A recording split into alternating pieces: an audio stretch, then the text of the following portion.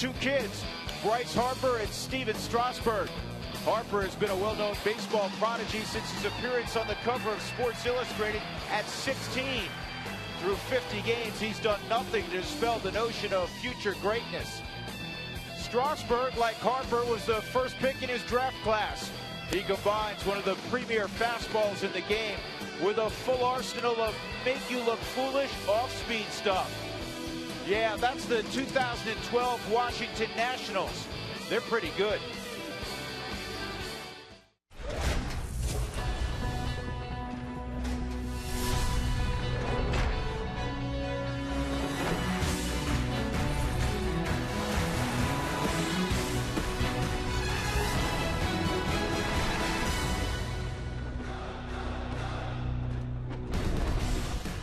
Well, the Rockies are used to hot, and that's what it is in lower downtown Denver, nearly triple digits hot. But the Rockies are coming from Philadelphia and the Dallas-Fort Worth area.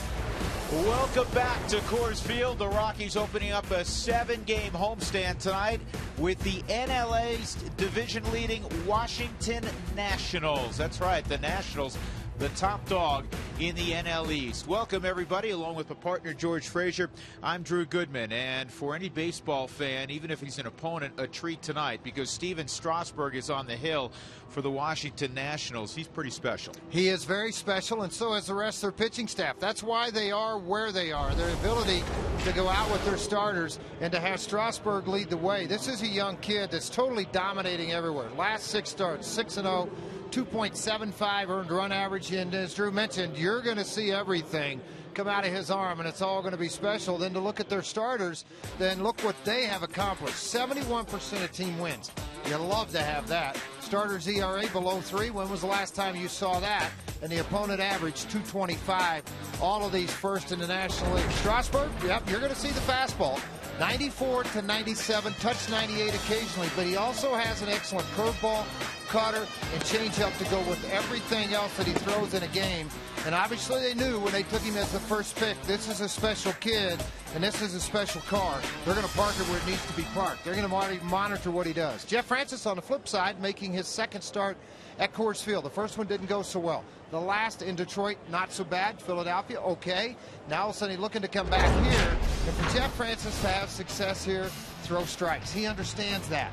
And with all being said about 75 pitches and going out every 4th day, he said, you know what, pitch better and you'll get a bigger leash to go out and pitch. And that's what he's focused on here tonight when he takes on the Nationals. Well, going back to the Nationals pitching staff, George, you talked about the rotation. It is not just Steven Strasburg. The top 4 in their rotation will pitch here at Coors Field. All 4 have sub-3 ERAs. The Rockies have their work cut out for them. We'll talk about that other prodigy when we come back, 19-year-old Bryce Harper.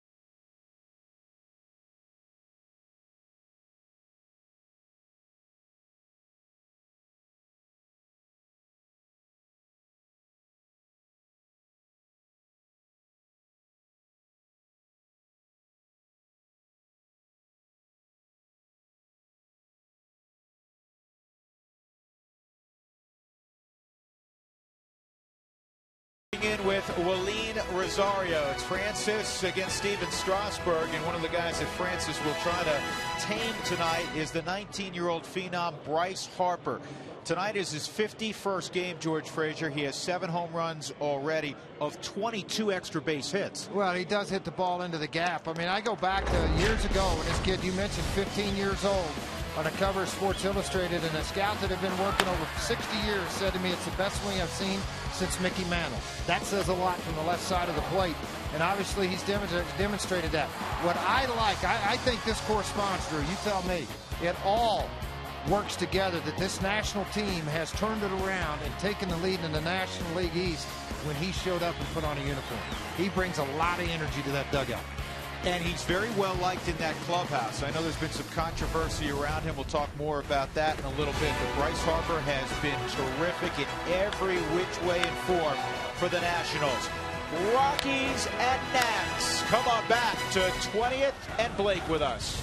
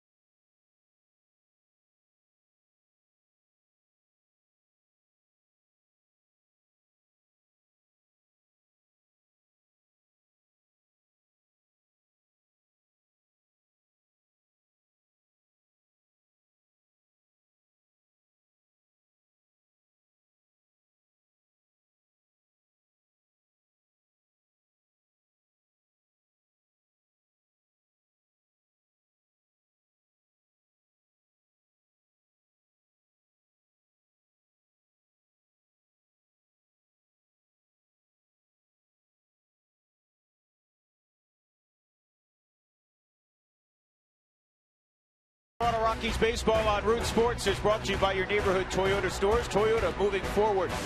By CenturyLink, fast speed and a low monthly price. Visit CenturyLink.com. And by Southwest Airlines, find our fares online only at Southwest.com. Yeah, the field needs cooling off too. Super hot in Denver. It's been that way for a while. The Rockies getting ready to open up a 4-game set against the Washington Nationals. The Nationals will head from here to Atlanta later in the week. The Rockies over the weekend will welcome in the San Diego Padres before they go to St. Louis and Washington. And then it's the All-Star break. Colorado in the midst of a 20-game stretch without a day off. So Jeff Francis takes to the hill. And that is Danny Espinosa, a product of Long Beach State. 23-year-old. He played shortstop at Long Beach State. Now in the big leagues, he's playing second base. Here's the Southwest batting order for Davey Johnson. Bryce Harper is hitting the 3 spot in the lineup. In fact, he did yesterday against Baltimore. Today, he'll bat second against the lefty Francis. Ryan Zimmerman hitting just .223, but he's battled injuries all year long to his shoulder. Michael Morse will bat cleanup. Adam LaRoche was carrying the club offensively early on.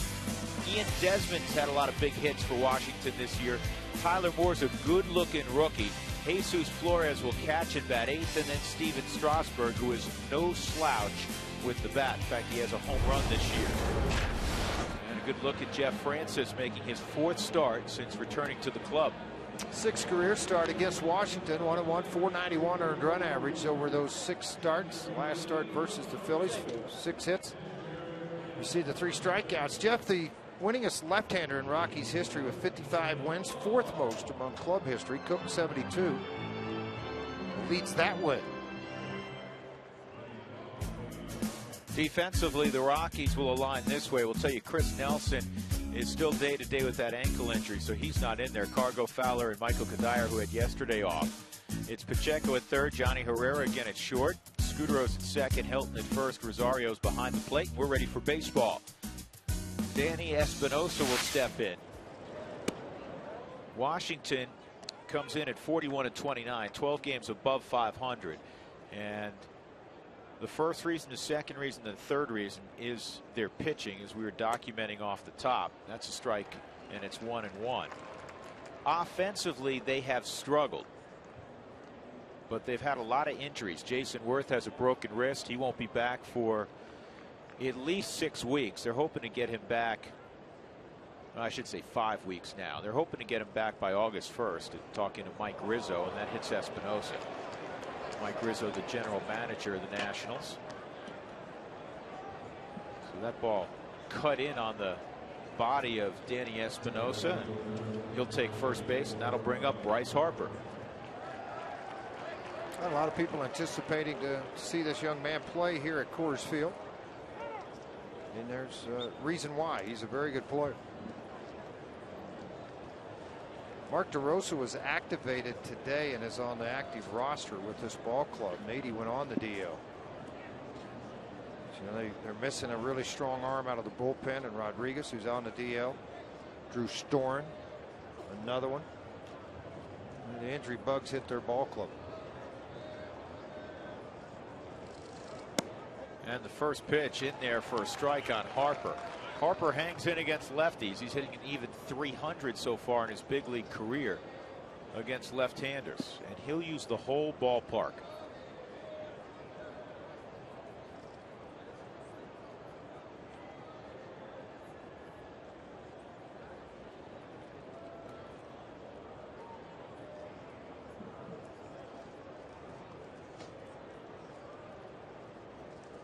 Espinosa leads the club in stolen bases. He's not a flyer by any stretch, but batting lead off. He'll run a little bit. Bryce Harper made his debut April the 28th at Dodger Stadium. Just a few members of the media. He did not disappoint. 1 for 3, a double off the base of the center field wall. He had an RBI and he had a circus catch playing center field. And remember, they made him an outfielder. Prior to that, all the way through high school, he was a catcher. And then when he went to junior college, he switched to part-time catcher, most of the time in right field, left field, even was on the mound. A very good arm and has for great running speed in the outfield. He's just born to play the game. Here's the 1-1, and Harper hits it right to short. Should be 2, and maybe not. That was awkward how that was turned. Scudero couldn't get to the bag in time. You wonder if Herrera would have been better served, George, to take it himself. Well, let's look and see where it is on the replay. Probably be able to see right where he was around the bag area, because Scudero's over. You can see where Scudero is, well off of the bag. Did the umpire deflect it a little bit when he was standing in front of him? But I think I agree with you, Drew. Probably would have been better served to take the bag himself. He had to wait on Scudero to get to the bag. That allowed Espinosa, who you said stolen bases, obviously got some speed. With 11 stolen bases, got into Scudero, and they couldn't complete it.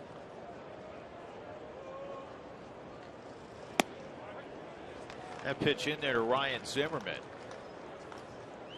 Zimmerman had a couple hits yesterday. In fact, the Nationals lost yesterday to the Baltimore Orioles, and they didn't do much offensively against the Orioles in a 2-1 loss. Zimmerman had 2 hits, Harper had 2 hits, and the rest of the club had 2 hits.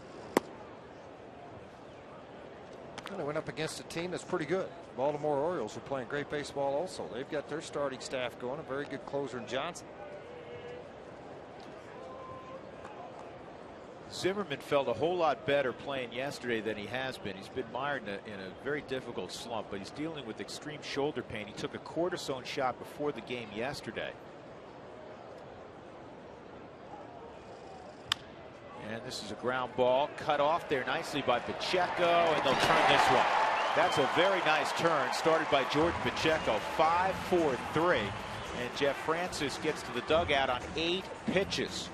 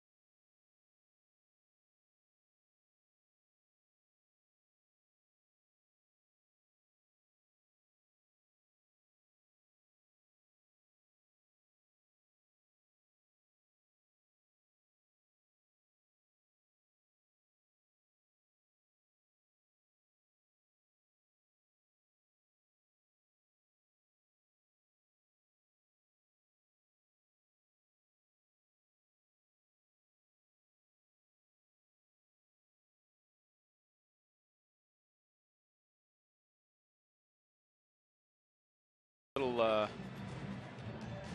battery operated fan. This is the hottest game time temperature in Rockies history. The previous high was 97. Folks, it's 100 degrees. And here are the all-time highs, game time temperature. They had a Denver high in 94 in June on this date, in fact, or actually, excuse me, 1 day later, of 104, but the game time temperature was 97. That's happened a couple of times, actually 5 times. Today, the game time temperature at 640 was right at triple digits. So a broken record. And it's still sitting at 100 degrees as Dexter Fowler strides to the plate. Well, it's hot everywhere today. It seems throughout the country right now, the heat wave is hit. I know everywhere the Rockies have been, George, has been hot. Yeah, You've been in Tulsa the last week or so. Yeah, 109 there today. 109, really. And the Drillers played an afternoon game. I know Park was on the hill. On the hill, got beat 4-1, and it was 109 in the 4th inning of the ball game. As my wife texted me, as she said, "I don't think I'm going to make this 9-inning game." Got a little hot for it. I understand. Yeah, got a little hot for it. 1 ball, 1 strike. Dexter Fowler facing Steven Strasburg. Strasburg has never faced the Rockies. And the breaking ball is in 2-1. And if you're going to get to him, it's going to happen the second time through typically. And the reason I say that, the Rockies don't train in Florida where the Nationals are. So they never have an opportunity in spring training. You know, there's a difference regular season and spring training time. Well, it's a difficult time to get a look at somebody and watch video. 15th start of the season, 9-1, 246. Drew just mentioned first career start against the Rockies. 5-0 this season out on the road with a 230 earned run average. Some of the players said to me in the locker room today, "This guy's pretty good, isn't he?" I said, "Yeah, he's really good. Got a good fastball, good curveball. Knows what he's doing out on the mound." He also has a good changeup. I was going to say, George, that 1-1 pitch he threw is a changeup. That last pitch at 90 is a changeup. Yeah, people don't realize that is his changeup at 90. Now this is a fastball, and it's hit pretty well left center field, and reaching up and making the catch is Bryce Harper. Now Harper, George, has done a terrific job playing center field so far, but again, he's familiarizing himself with new ballparks. This ballpark particularly, where you have the lighter air, you think you have a beat on it, and if you slow down just that 1 or 2 steps that he slowed down, the ball can carry out over your head. Regardless of how many he's shagged in batting practice, it's a little different coming off the bat at 90 and 95 mile an hour fastball than it is in a batting practice ball that's hit.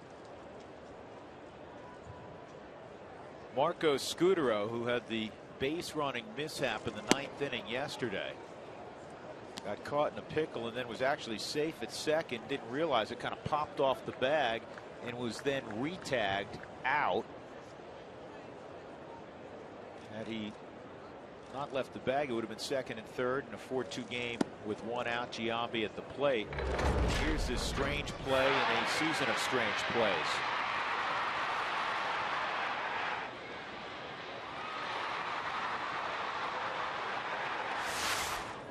That is really strange. And it's like he said in the papers this morning, I think it's close enough to the quote. There's a lot of strange things, weird things happening around here right now. Well, that was very weird. I haven't seen a player walk away from a bag like that until you see an umpire's decision. 1-2, and that fastball's in at 96, 2-2.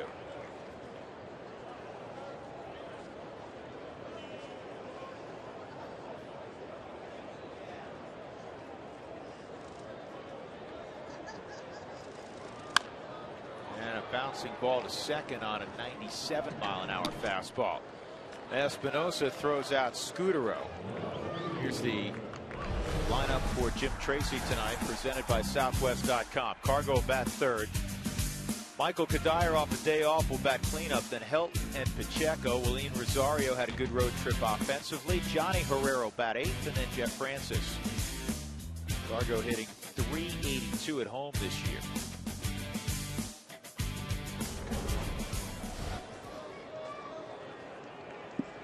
Be on his way to his first All-Star game, undoubtedly.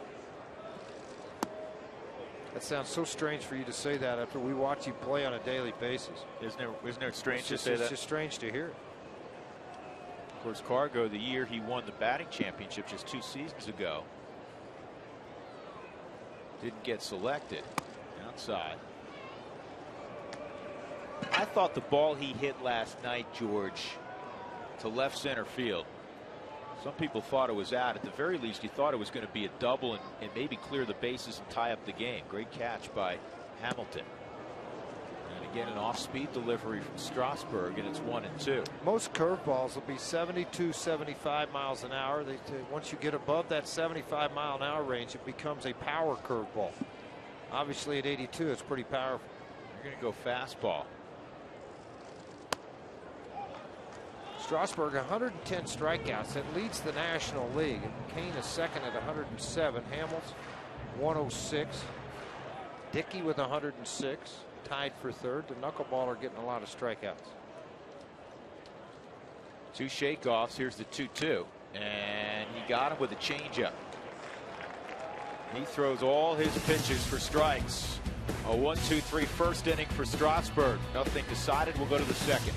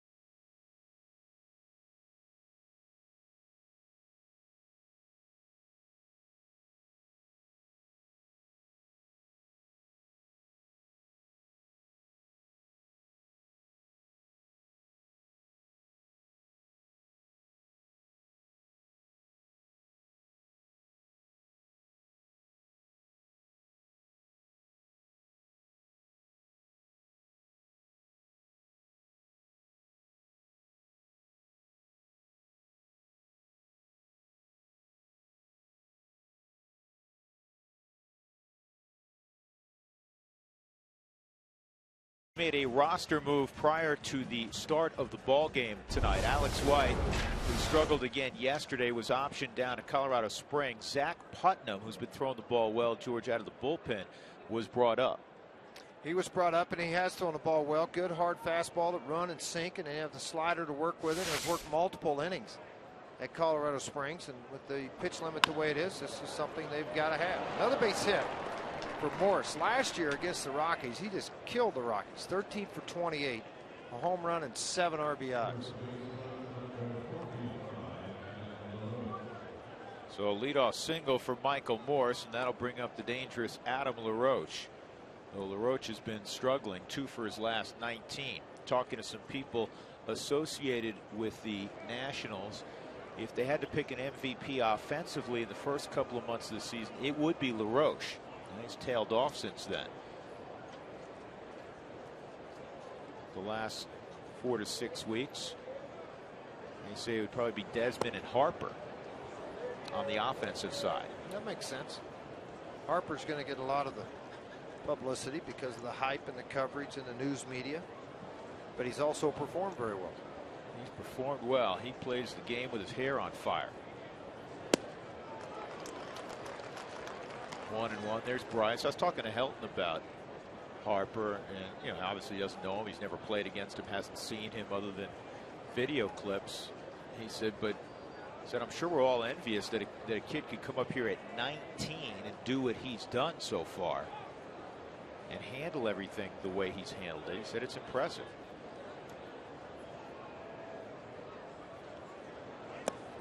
2-1.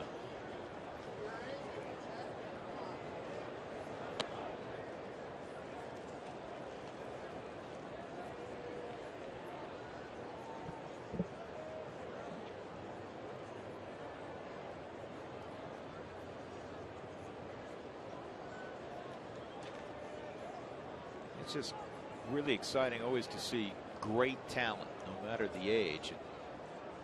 You have 2 on display in Strasburg and Harper, as that is swung on and missed. 2-2. Here's some other teenagers over the last couple of decades. Mike Trout, who we saw earlier this year, he is phenomenal. He made his debut last year at 19. Madison Bumgarner, we know how good he is with the Giants. He was up at 19. Justin Upton, he seems like he's been around forever. King Felix, B.J. Upton, Edwin Jackson, who will pitch Thursday for these Nationals. Rick Ankiel made it up at 19. He's a role player for the Nationals. Adrian Beltre, the Rockies just saw him. And A-Rod in 94 emerged at 18. That's the guy I want on my team. I'll take any one of those guys. But if you had to pick one to come out of there, not just based on it, but A-Rod was phenomenal coming out. King Griffey Jr. was right behind him, but he was a 20. And playing shortstop, no less. And playing shortstop, a very vital position on a ball club. 2-2 on LaRoche, and he pulls the string. And LaRoche is gone. So Jeff has his first strikeout. Well, what Jeff has is very good command of a changeup tonight. This one was at 78 miles an hour. Throwing it to a left-hander, rotating the ball to the outside to make sure it cut down and away from him. You see him way out on the front foot. Unorthodox swing with the upper half, had him completely fooled by the pitch. That'll bring up Ian Desmond. And of course, the last time we saw Desmond, he was the one who hit that line drive that hit Juan Nicasio. Ian's got 11 home runs. And he takes a strike on the outside corner. The 11 home runs, already a career high for Desmond, a Florida native.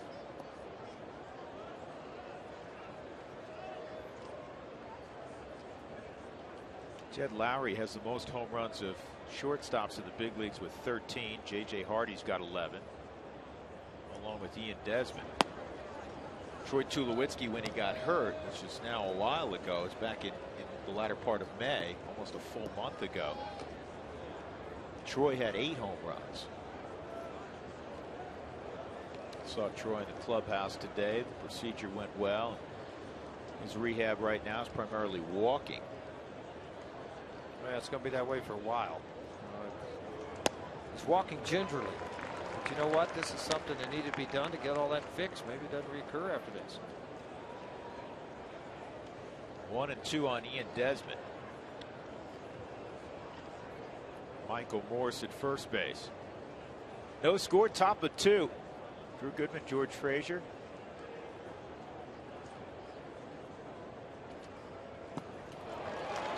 swung on and missed. And Ian Desmond is dismissed. So Jeff's got great command of that changeup tonight. Well, he's throwing strikes, and again, that's going to work him deeper into the ball game as he goes. But I mean, the thing with that changeup tonight is when he really gets on top and he curls, it almost appears to be a curveball coming into the home plate area. Whatever it is, keep on doing it because it's working pretty well against these Nationals so far. This is an interesting kid, Tyler Moore out of Mississippi State. He's 9 for 20 so far. For over his last 20 ABs, and he's got a couple of home runs, both hitting the same game. His first 2 big league home runs. He was a first baseman, and they felt they had a need in the outfield, so they had him go out there for his final 4 games before calling him up in the big league. So that's his entire experience playing left. Helt moves his feet and makes a catch on Moore. Another strong inning for Jeff Francis. Middle of 2, no score at Coors Field. It's 100 out.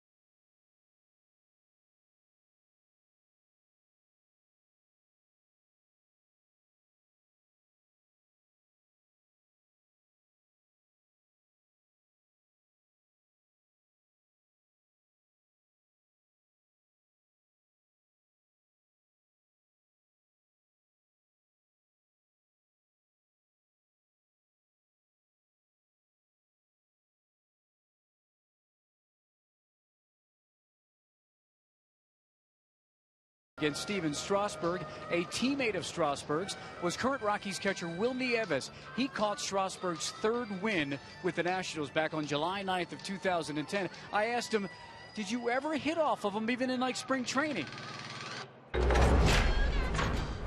I would love to.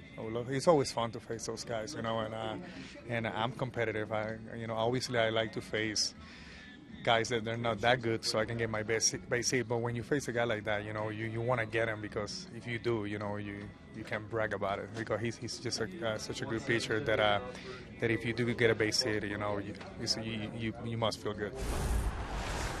Drew George, no, he never hit off of him, but he did catch him for that 1 win back in 2010. Guys? Interesting perspective from Will Nieves, not in the lineup tonight. Here's the 0-1 to Michael Kadire. That's outside, another fastball. 1 ball, 1 strike on Kadire. Young career, but 15-3 with a 2.51 earned run average at the big league level. And George, he's 10-2 since coming back from Tommy John surgery. And they've been very good at protecting him, as they should. There's talk they're going to cut it off at 180 innings in this year, and with 85 innings pitched now, it should be interesting to see if they change their mind as you get into September. And it will be fascinating, because the Nationals aren't going anywhere in that race, not only for the NL East crown, but for a postseason berth. If they fall out of the NL East race, you figure they're going to be in the wild card hunt. There they are, 3.5 games above the surprising Mets, 4 north of Atlanta. Kadire fouls this off. Well, nothing against the Philadelphia Phillies, but they're going to have a lot of people get healthy and perform well to get back into the middle of this race. I think the one team you start to look at, the Mets, are they going to be able to add something there to stay in this race? I think the Washington Nationals, with their staff the way it is, because they got some older veteran guys that can really bring it, that they got a really good opportunity to win the National League. That was painted on the outside corner. Strike 3. An upper 90s fastball. See you later, Michael Kadire. Yeah, that's called tip your cap. Thank you very much for allowing me just to see it. Couldn't have ran it up there and made it any better. Angel Hernandez, who does have a low strike zone.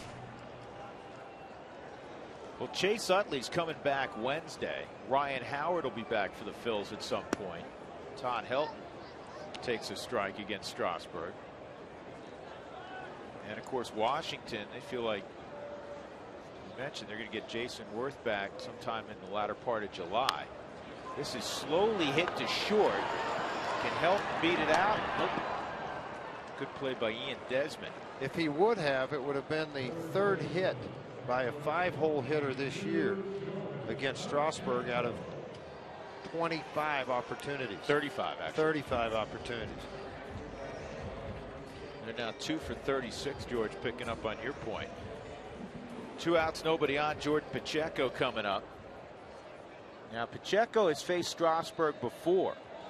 He faced him when he was playing at the University of New Mexico as a junior, and Strasburg was a precocious freshman. In fact, Strasburg was the co-Mountain West Freshman of the Year.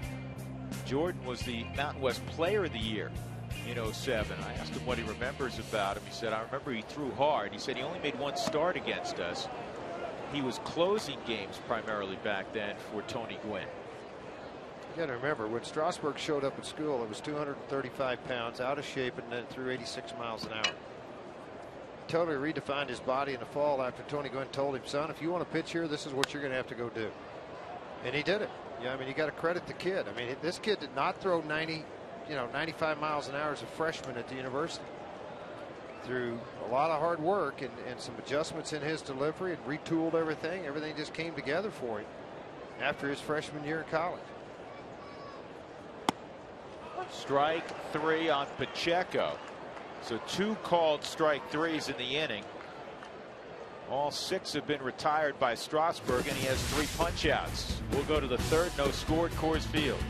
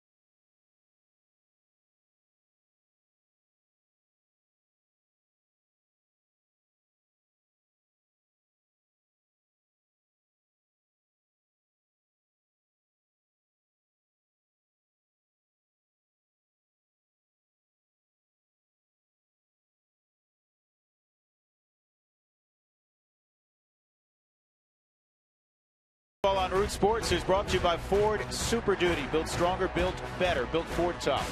By AT&T, the nation's largest 4G network. AT&T, rethink possible. By Wells Fargo. Wells Fargo customers get your 2-for-1 Rockies tickets today by going to wellsfargo.com/Rockies. Wells Fargo Bank, member FDIC. And by King Soopers, more value for the way you live. Jeff Francis will start out Jesus Flores with a fastball at 85 for a strike. Flores doing the everyday catching for Washington.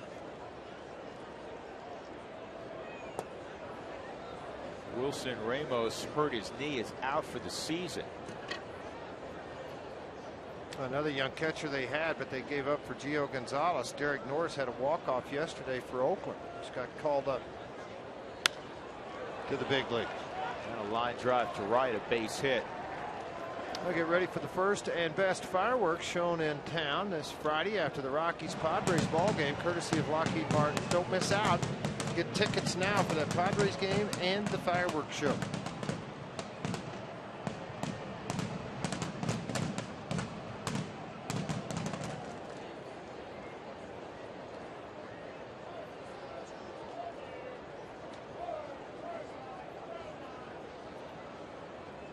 Here's Strasburg in a sack situation, and he bunts it foul. And most teams that come play the Rockies understand that if Helton's charging, you got to put it hard up the third baseline, because Todd can field the ball and make that play as good as anybody in baseball.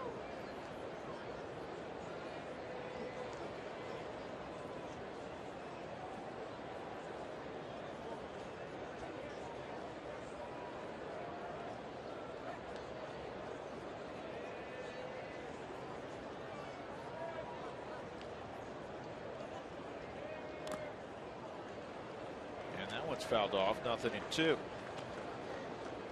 The Nationals have been very good on the road this year. They're 21-14, and that's kind of a carryover from late last year.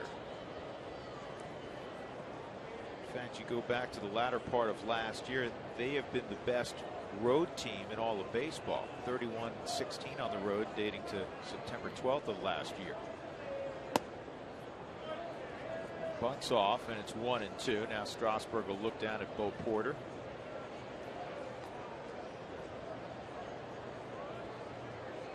There's Bo. He's been frequently mentioned the last couple of years as a potential big league manager down the road. And the bunt's back on. It's a good bunt. William Rosario will go to Helton. He retreated. Flores in a scoring position. Well, with this kid on the mound, George, you'll play for one run. Well, you have to, regardless of what ballpark you're in. I mean, he's been averaging a little over 6 innings per start, and he doesn't give up a whole lot of hits in a ball game or runs, obviously. So you're trying to get yourself in that spot to get any run they can. Right now, the team's got a little smirk on their face. Had to run 90 feet. Now you're panting pretty good coming in that dugout after altitude. Well, I'll tell you a stat here in a moment after this pitch to Espinosa. It's one of those figures that you say, what? That just missed ball one. When Washington in his brief career scores 2 runs or more, just 2 runs or more, while he is in the game, the club is 20-1. That's pretty good. Just give me a couple, guys. We'll be good. You know, and watching him pitch in this park tonight is like watching Randy Johnson in his prime, Kurt Schilling in his prime. You know, come in here, and Brad Penny when he was so good the year he won so many games against the Rockies in this ballpark. They dominate the park. Well, the Rockies had the luxury for a short period of time when Ubaldo had it going. Exactly, when he went 15-1, same exact type situation. He overpowered the baseball park regardless. Yeah. Espinosa gets hit again, and that'll set up a force all the way around.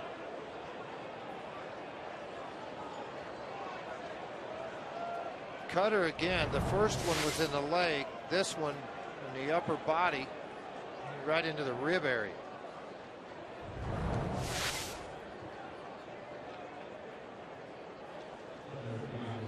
Joining the conversation with Toyota Talk, text Toyota to 720-720. Share your questions, insights, comments, plus learn how to win a $500 gas card. That's Toyota Talk. Not necessarily the guy you wanted to hit with a runner in scoring position. Espinosa's hitting just 143.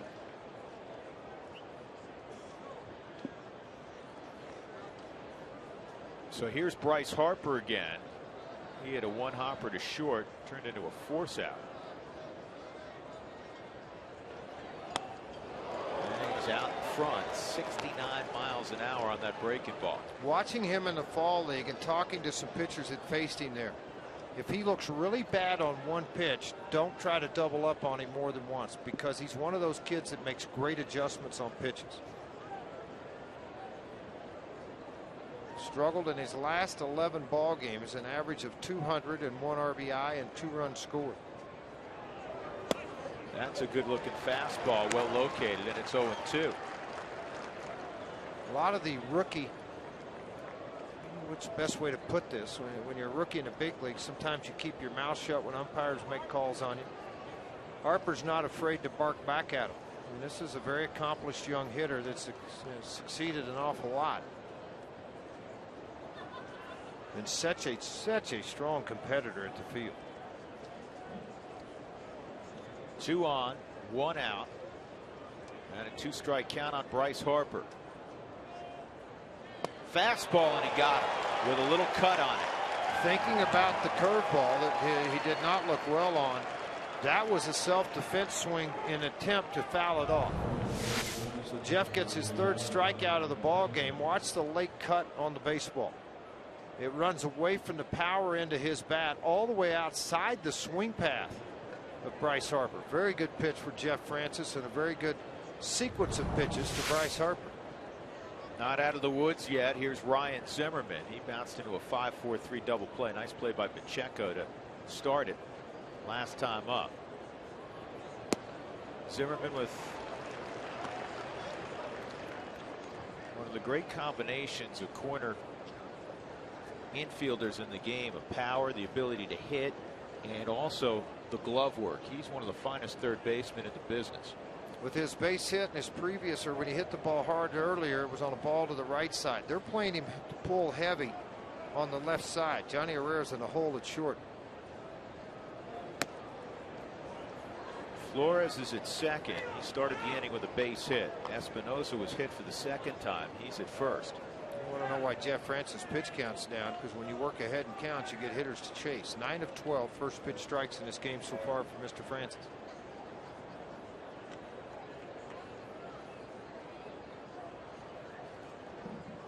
He has verbally adopted and adapted to this plan of 75 pitches. He's outspoken. He said, hey, listen, we've got what we deserve. If we had pitched better, this wouldn't have happened. And he has gone out and pounded the strike zone. That cuts inside on Zimmerman. And it's 2-1. And his pitch count's outstanding to George's observation. 2 outs in the 3rd. Friedrich has gone the farthest so far in this new deal with a 6-inning outing. Jeff in his last outing gave up 1 run in 5 innings. 2-1, hard on the ground, off the bag. That's a bad break. Helton may have had a play. It's going to score a run.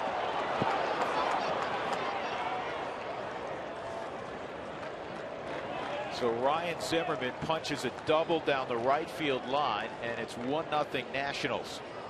And that is really a tough break for Jeff and the Rockies, because I think you're right. I think Helton's going to have a shot at this ball right down the line, because it's not hit hard.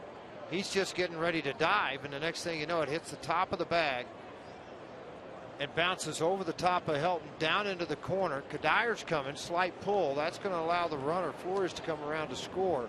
And they have 2nd and 3rd now, with Morse, who had a single to left in his first at bat. Michael Morse at the plate. Morse singled last inning leading off. He was stranded at first as Francis struck out LaRoche, Desmond, and got Tyler Moore to pop up in the infield. Michael Morse a year ago hit over 300.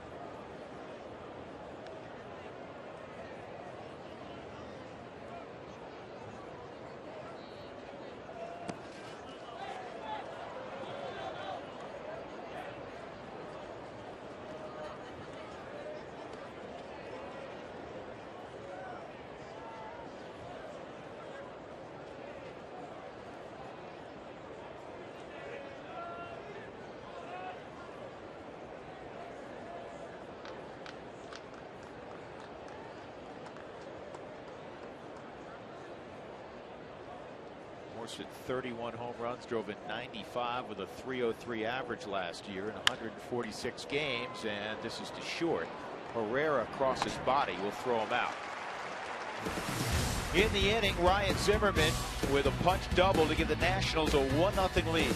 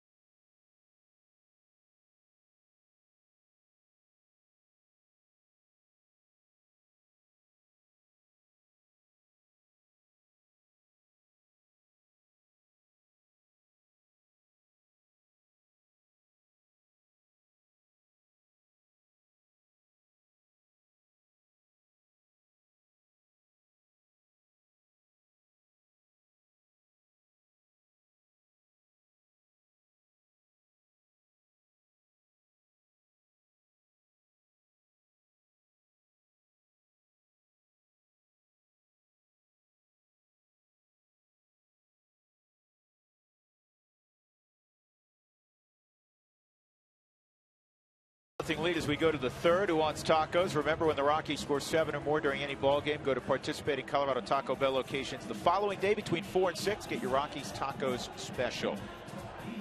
Rockies have not reached against Steven Strasburg yet. It's a view from the Rockies bullpen. Strasburg has struck out 3 of the 6 batters he's faced.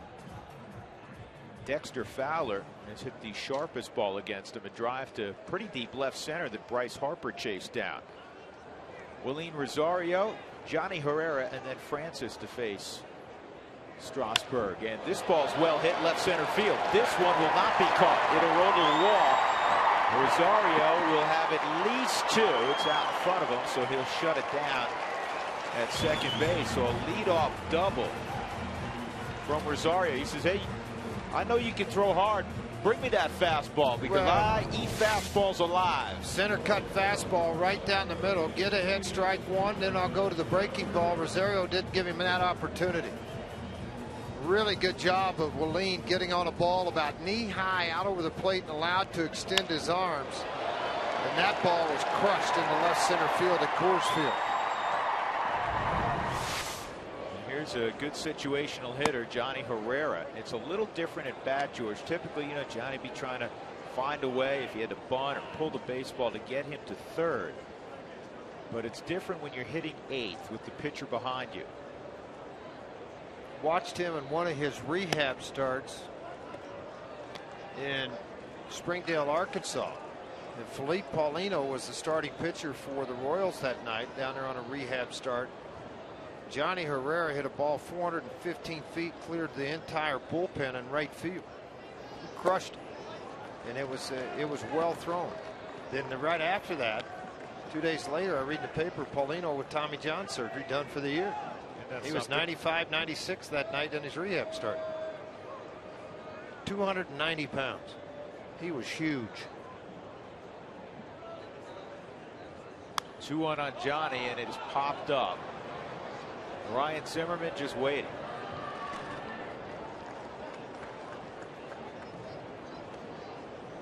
One out. That'll bring up Jeff Francis with Rosario standing at second base.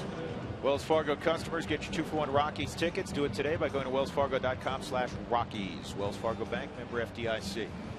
Strasburg averages 11.79, almost 11.8 strikeouts per 9 innings pitched. That's the 9th best all time. 6 of the best seasons in front of him, Randy Johnson, which is a record of 13.4 in 2001. Francis hits it slowly to first. Strasburg gets over there, takes a feed from LaRoche. 2 outs. Rosario to third. Time for that big hit of the week. It's presented by Mako, the company that repairs all kinds of hits. Dexter Fowler from the right side in Texas hits one out. His first home run righty this year. He's got 9 overall. It's brought to you by Mako. Check out your local Mako for collision repairs and auto painting for as low as $349. Visit Mako.com. See if Dexter can come through here. A 2-out knock. Fastball's away, ball 1. Excuse me, that wasn't a fastball. That was a changeup. Just looks like everybody else's. Yeah, it was some guy's fastball. It'll run 87 to 90 miles an hour with the heater. Excuse me, with the changeup. The heater will run in the upper 90s. This is slowly hit to short. Could be a base hit. It will be. Dexter, an infield hit. Rosario scores, and it's tied up at 1. The beauty of speed. Isn't that the ball Helton hit? Same ball Helton hit, exactly. And this time he knows that Desmond does it. He's going to have to barehand the ball to get to it in a hurry to have any chance on Fowler. But it was the double by Rosario. And being able to advance to third on the slow roller by Jeff Francis. Otherwise, he's still at second, and you have first and third.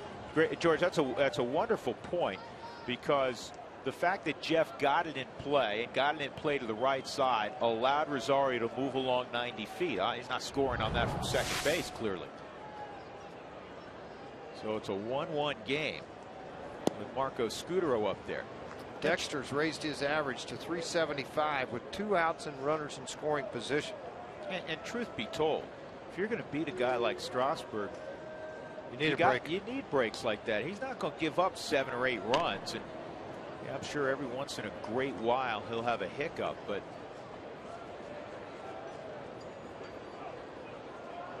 it's not often so far. He won't be 24, Steven Strasburg, until July the 20th.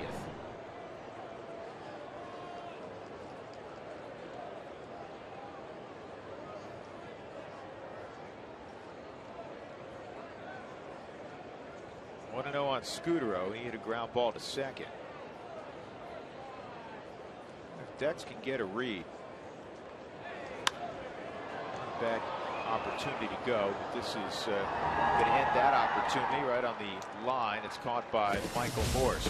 Rockies get a run. Willeen Rosario got it going with a leadoff double. Tied at 1.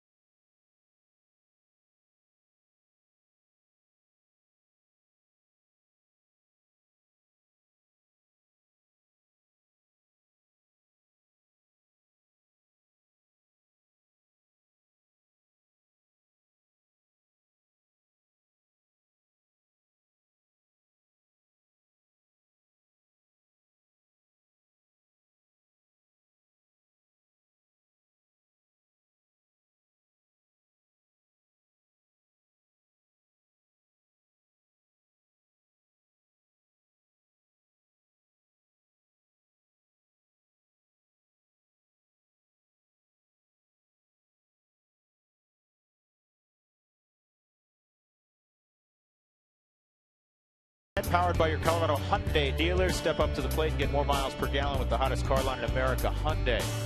The Nationals are here for 4 games. Thursday afternoon, we will not be on television. We'll resume Friday with the Padres in town this season. Save responsibly when you shop at your Colorado Hyundai dealers. Check it out at ColoradoHyundai.com. Adam LaRoche at the plate to lead things off in the fourth inning. LaRoche struck out on a changeup against Jeff Francis. Jeff's allowed a run in 3 innings of work with a pitch count of just 41 and a breaking ball for a strike. Angel Hernandez, veteran umpires behind the plate. Chris Conroy, young umpires at first base. Ed Hickox and Mark Carlson second and third.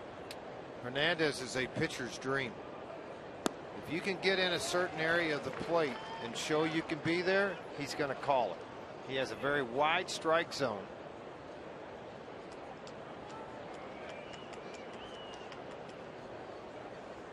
And at times a tall strike zone.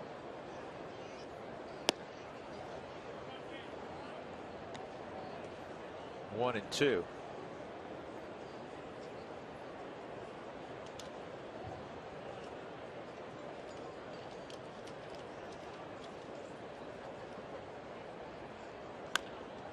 And a ground ball to Helton at first. Jeff gets over there, tags the bag. It's a textbook job on the old 3-1. Value packs are coming around again at the ballpark with a Coca-Cola value pack starting at $59. They're available June 27th and 28th. The Nationals are in town, so make sure you do that. 4 tickets, 4 dogs, Cokes, and a whole lot more. 1-800-388-ROCK or ColoradoRockies.com. Nationals last year, Georgie, went 80 and 81. They didn't, for whatever reason, make up one ball game.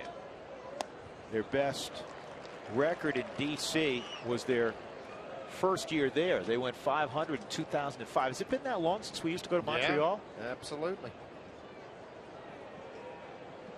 Davey Johnson is their manager. 1,229 total wins in his career as a manager. 960 as a loss.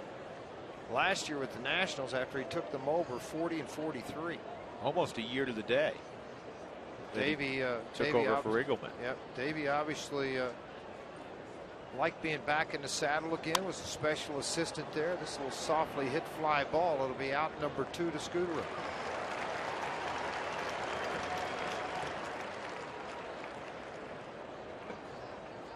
Two gone. That'll bring up Tyler Moore.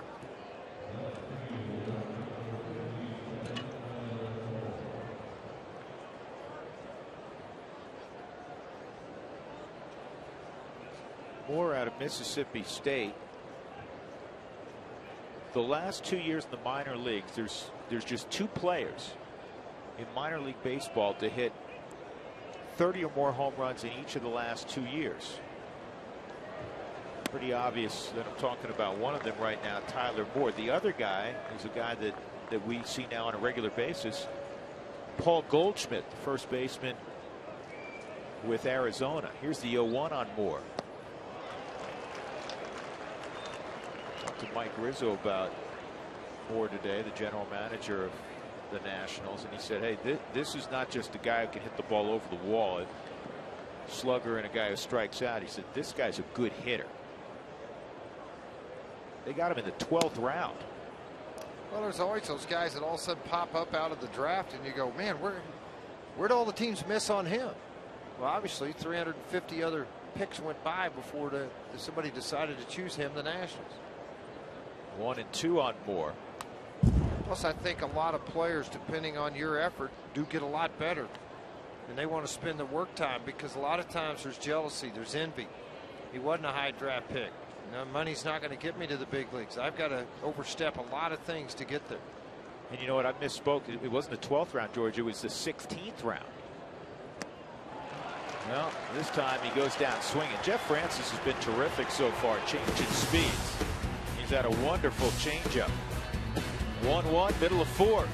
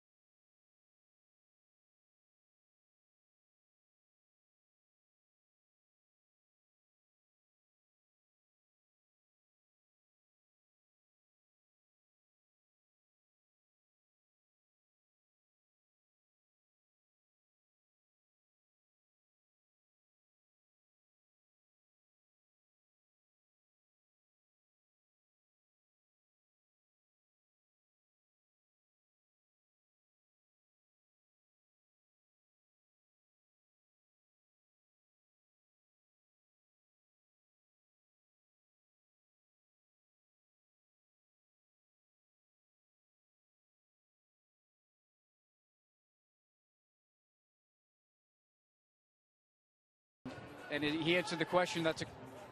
His answer was, that's a clown question.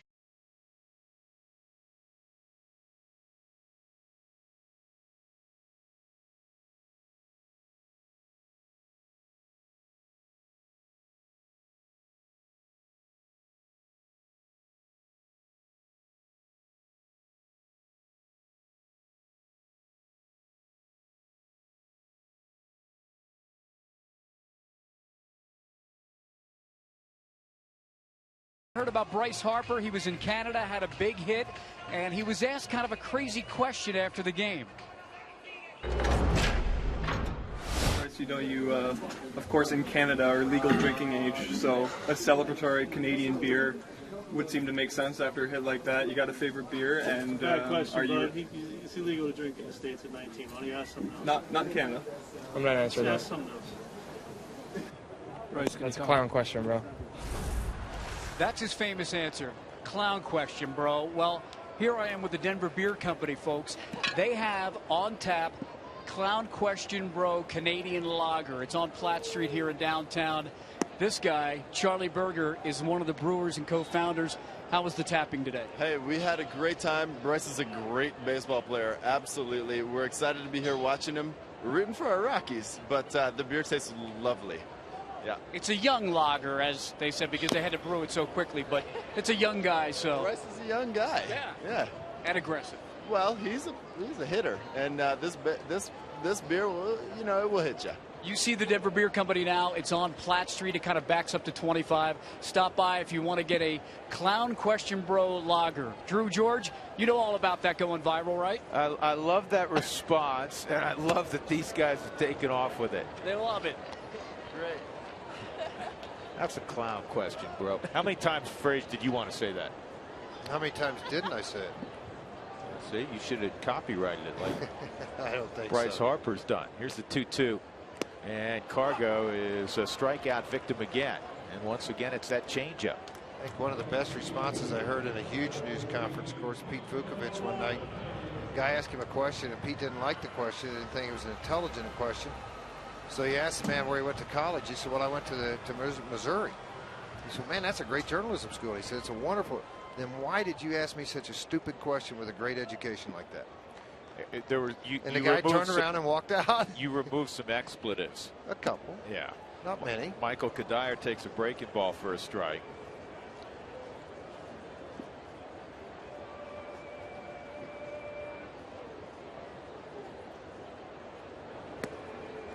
One ball, one strike on Kadire. He was caught looking on a fastball at 97 on the outside corner. Had a rough road trip. 5 for 35.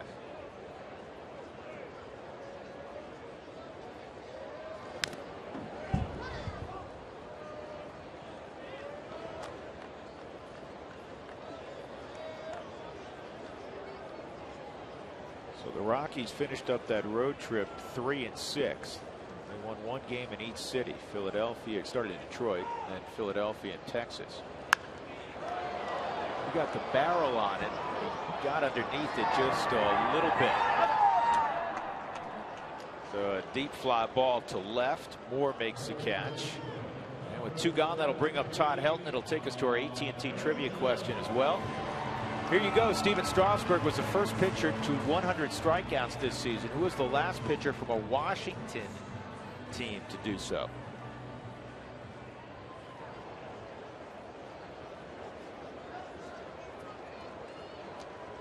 Have no idea. Helton, a .381 career hitter against Washington/Montreal. Tricky. This reeks of Senator, Washington Senators. Oh, I'm sure it's a senator. This reeks of Dougie. It does. The 1-0's in there, 1-1 on Helton. Hit a slow roller to short his first time up.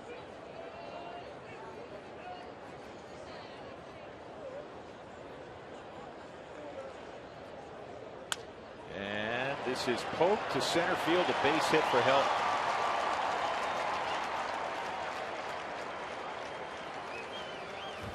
That'll bring up Pacheco.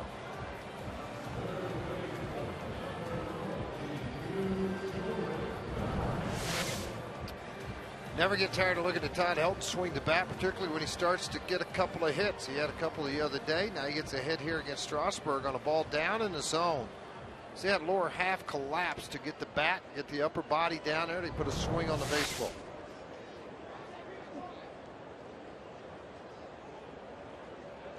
Pacheco caught looking his first time up. 4 strikeouts for Strasburg. That's fouled off. What's interesting about this game thus far, you can see the 96s and 97s from Strasburg, and that's been a big part of his success, not only in his career, obviously, but tonight. But the biggest pitch for both pitchers, the same pitch, the changeup. Something so much different than it has been for these guys because of their fastball and the command they feel with the changeup. I think Jeff's changeup actually a little better than Strasburg's, and the reason I say that is because of the tremendous movement Jeff has had on his in the game. We are through 4 innings at Coors Field. 1-1 affair.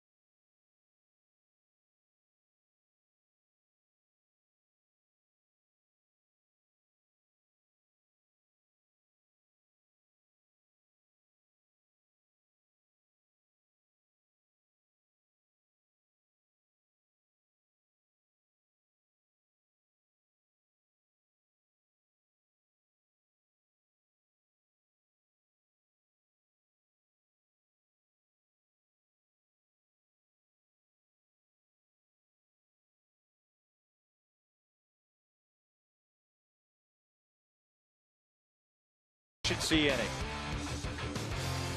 Well, the 4th inning was awfully good. Adam LaRoche, a little bouncer to Todd Helton. And Jeff Francis got Ian Desmond to reach and pop out to the right side.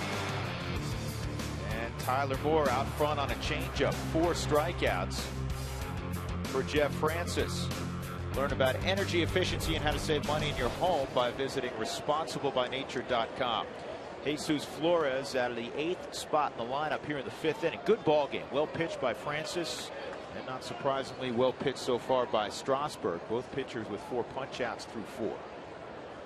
Flores had a single to right and has scored the only run for Washington.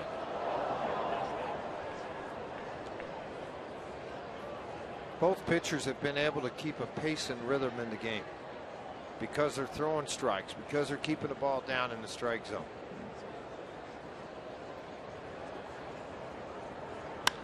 This ball's well hit to center field. This one's got a chance to get out. It's off the top of the wall. And the throw in to second is not quite in time by Dexter Fowler. Flores Flores hits a double. A 415-foot double. Ball off the bat. You think this ball's out of the ballpark.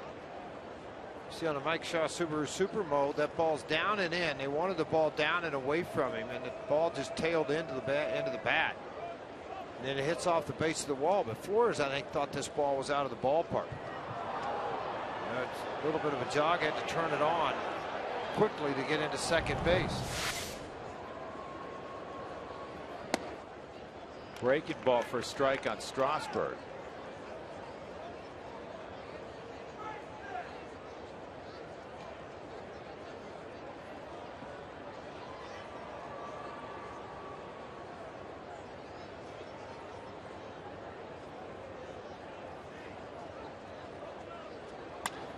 And Strasburg lines it to center field, and Dexter can't catch it. Coming around third and toward the plate is Flores. Back-to-back doubles. We told you that Strasburg is competitive with the bat. A home run earlier this year, a .318 average coming in, and he lines himself a double. So Davey Johnson never put the bunt down, and he's rewarded for it. Yeah, go ahead and let the kid swing away. He's proven that with the way that he's an average. The home run you mentioned, only 1 RBI. That was on the home run, but he got a pitch out over the plate here. This strong man, he just drove it out into left center. That looks like a hitter standing at the plate with a pretty good stance. A very good, smooth, long swing. 2-1 Washington. Off-speed pitch, a strike to Danny Espinosa. Feels like a pincushion so far in the game. Well, just because he's been hit twice, you mean? Once in the foot, once in the ribs.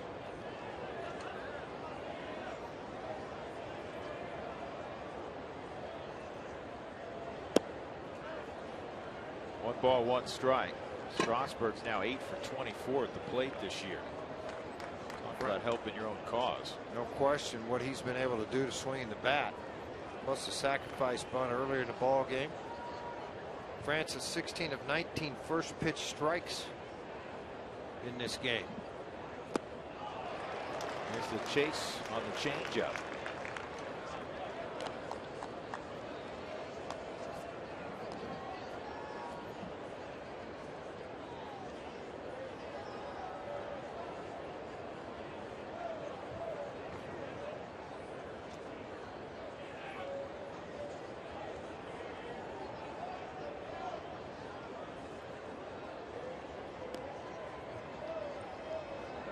One, two, and this is in the air to center.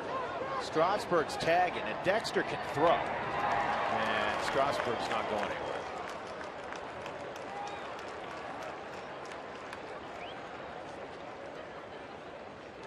With one out, Bryce Harper coming to the plate. We're talking about Danny Espinosa feeling like a pincushion. Bryce Harper, first time he faced Cole Hamels, got one in the back, but he got revenge just a few minutes later. Hamels got suspended because he said, yeah, I threw at him. And then Hamels, a few minutes later, would steal home on Hamels. It's the best form of payback. So far in this game, he's grounded into a force out and struck out.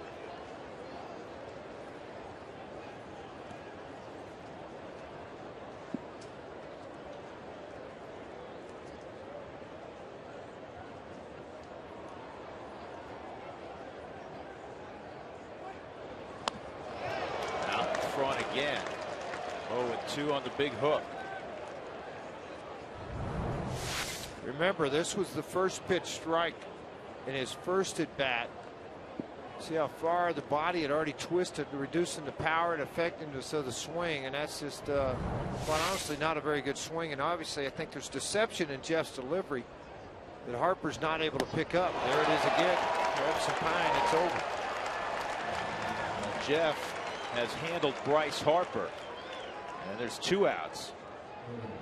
5th strikeout for Francis. Now that's a veteran left-hander that throws a hard spike curveball.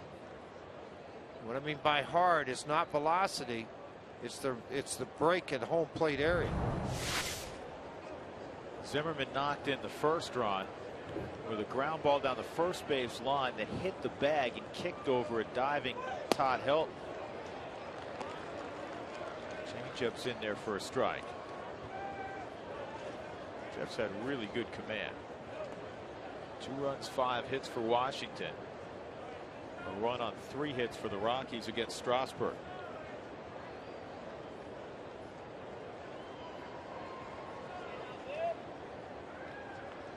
Renicky, the right-hander, up. As Jeff has thrown 66 pitches, he's going to get out of this thing trailing 2-1.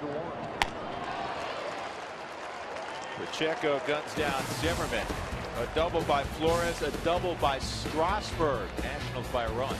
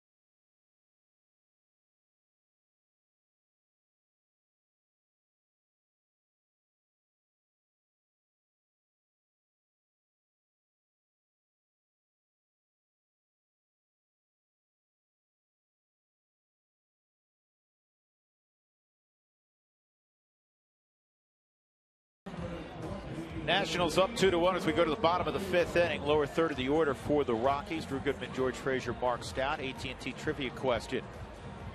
Strasburg, the first pitcher to 100 strikeouts this season in the National League. Who was the last pitcher from a Washington team to be the first pitcher to 100 punch-outs? Oh, my goodness. Imagine that. The big train, Walter Johnson. All of that trivia question brought to you by Tavis Strand. Doug, you want me to clarify that? Rockies 7, 8, 9 coming to the plate. How about out on the road where they used the DH? 33 of 91. He hit 363 with 7 home runs, 18 RBIs, and scored 18 runs. 7, 8, and 9 in the lineup for the Rockies. The Rockies have now coming up 7, 8, and 9. Well, that was Willeen Rosario and Chris Nelson primarily. Nelson out with a little bit of an ankle injury right now. They said it moved into the heel area, but came out and did some baseball activities today before the game. He hit, took ground balls, so that's good to see. Hopefully Nelly will be back in the next day or so. Swinging the bat well, breaking ball for a strike, and after he smothered that fastball last at bat, Rosario got the curveball. Third inning, he smoked a double to deep left center, would come around to score on an infield hit by Fowler. I'm wondering if he might get 2 or 3 more too, because that's a back-to-back curveballs there.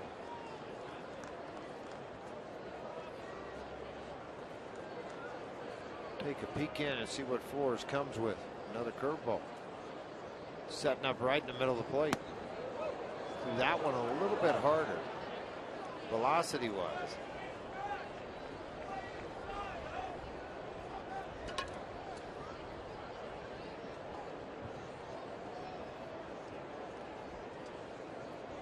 One, two, and there's the fastball, and he got him to chase. That's pitching right there. That's not just throwing. Well, when you work ahead and counts is the big thing. You get ahead, strike one. It allows you to do so many different things as a pitcher. He just reared back and let it fly and elevated the fastball. When you're behind in the count, your reaction time, knowing you're facing a guy that's throwing a ball into the mid-90s, can touch in the upper 90s at times, that your trigger's got to be quick. You obviously react very quickly.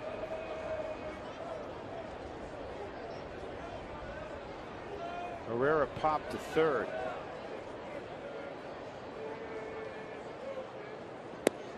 And Johnny was fooled. Really almost the perfect physique to pitch. 6'4", about 220 pounds.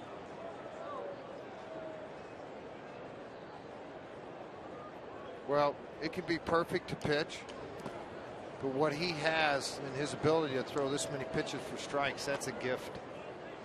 As it was for Nolan Ryan, Tom Seaver, Randy Johnson, Curt Schilling. That's a gift what they have.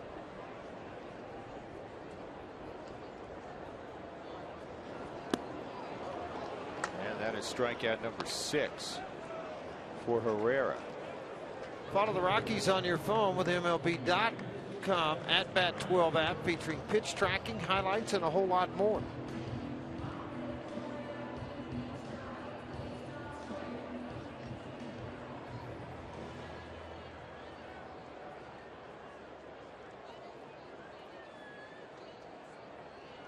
Jeff hit a little ground ball to the right side that was important in that third inning when the Rockies scored their only run. It moved Rosario from second to third and allowed him to score on that Dexter Fowler infield hit. That's up 2-1, bottom of 5. I mean, see, that's not just 96. It's 96 with a little tail on it, and it's on the black. So you're saying it's nasty? Yeah, I mean, look where that pitch is located. Actually, slightly off the plate. And then a secondary pitch. Timeout. It's the pitcher throwing an 82-mile-an-hour hammer on the outside corner block. Stop it. Be nice. Play right in the playground. Jeff wastes a 97-mile-an-hour fastball in that same location.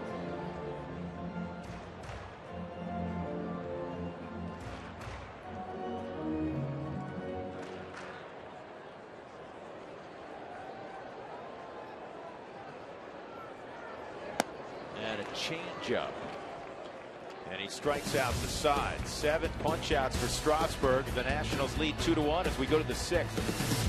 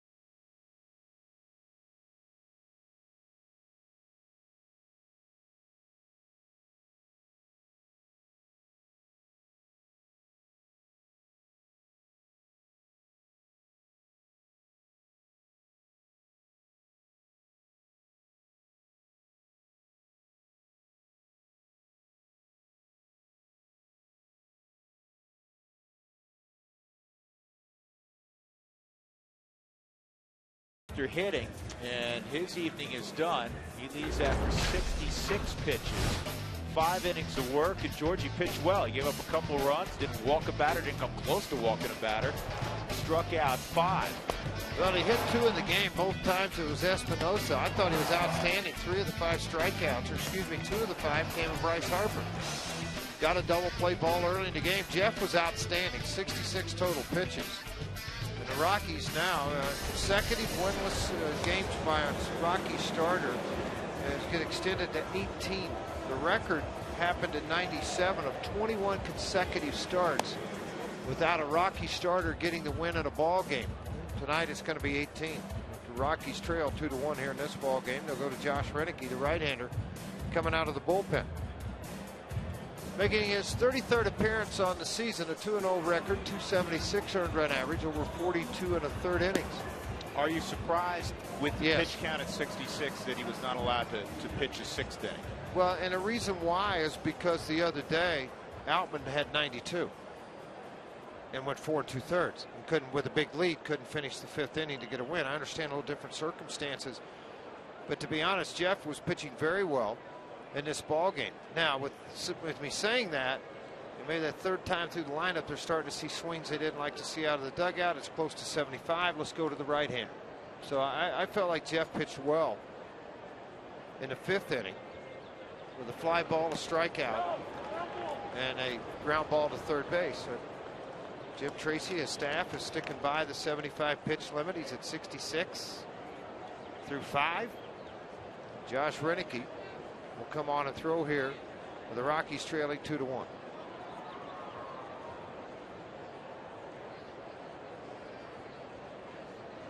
Here's the 0-1 on Morse. Hard ground ball to second. Scudero's got it. Morse is retired. That'll bring up Adam LaRoche. 0 for 2 in the game, a strikeout and a weak ground ball to the right side to Todd Helton.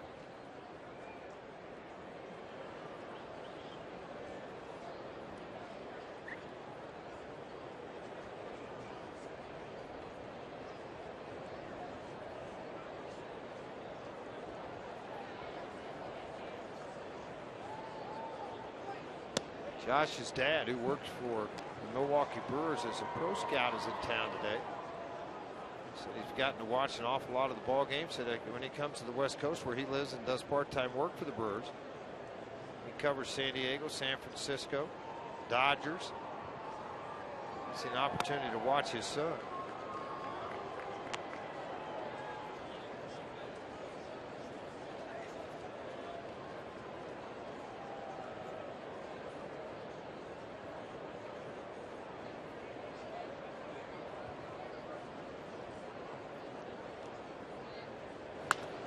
And a ground ball into the shift. 2 outs. Well, as a dad, I can tell you and vouch for Mr. Renicky that this is tough. I mean, you're watching your son pitch at the major league level. He was a very accomplished outfielder in the Baltimore organization. It's hard to sit there because you do want to be a cheerleader, and they have that little code of scout ethics, you know, and you're supposed to sit there and just watch the game and scout and do all the things you do. But trust me, you can cheer. It's flesh and blood standing out there on the hill. And I'm glad he's got to come to town. I'm glad he's getting the opportunity to watch and see what his son does. He's actually here scouting the Washington Nationals, writing reports on them for the Milwaukee Brewers.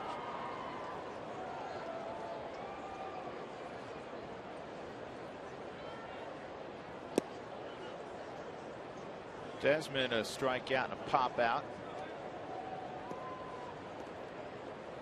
Desmond has made some errors this year, but he's been very good defensively. Sometimes you have to look beyond that. He's made a lot of plays for this pitching staff. 4 of the 5 members of the rotation have ERAs below 3. And Detweiler, who threw yesterday in the 2-1 loss, has a 3.09. Jackson's at 291. He'll pitch Thursday. Strasburg 246. Zimmerman 289. This is lined toward the gap in left center field.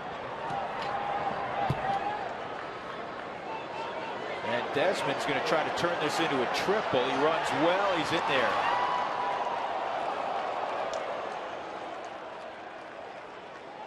So a 2-out triple for Ian Desmond.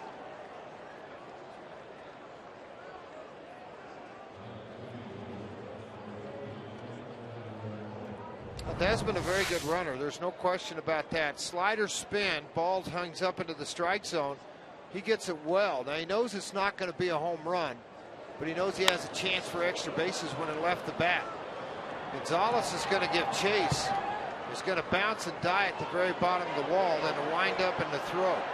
Too high a throw and not any chance of getting Desmond at third base.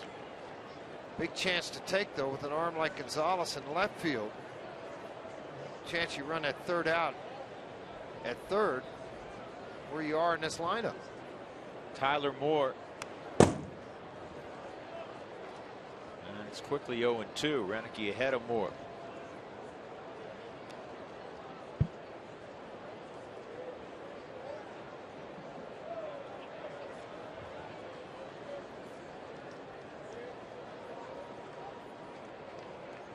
Moore last year 31 home runs at Harrisburg, 31 at Potomac a couple years ago. He hasn't played at really high levels, and here he is in the big leagues. Renicky reached back at 96 there.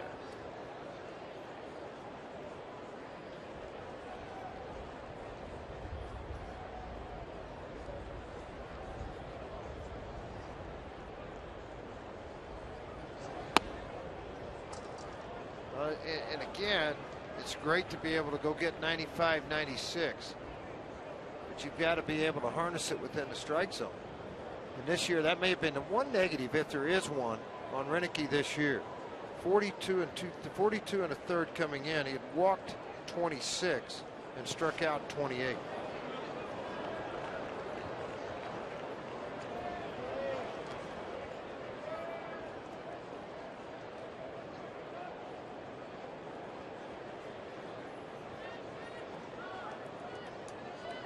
Now he's run the count full on Moore.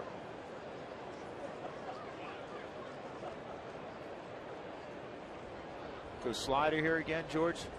Not a bad idea because he's a big power hitter. He went slider and it's hit off the end of the bat. Which pitcher has the fastest pitch in the major leagues? Well, Aroldis Chapman has hit, not this year, but a year or two ago, hit 106, which is ridiculous. The guy who has the hardest average fastball this year is the guy pitching against the Rockies tonight. Strasburg's average right at 96. Here's another 3-2. It's fouled straight back.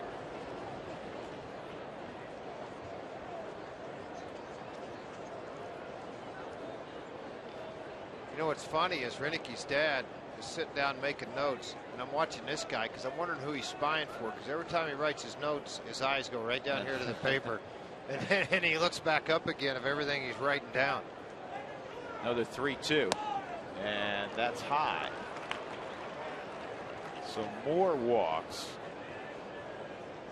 and that'll bring up Flores. Now Flores has been a pain in the neck. A single and a double. He has scored both runs for the Nationals.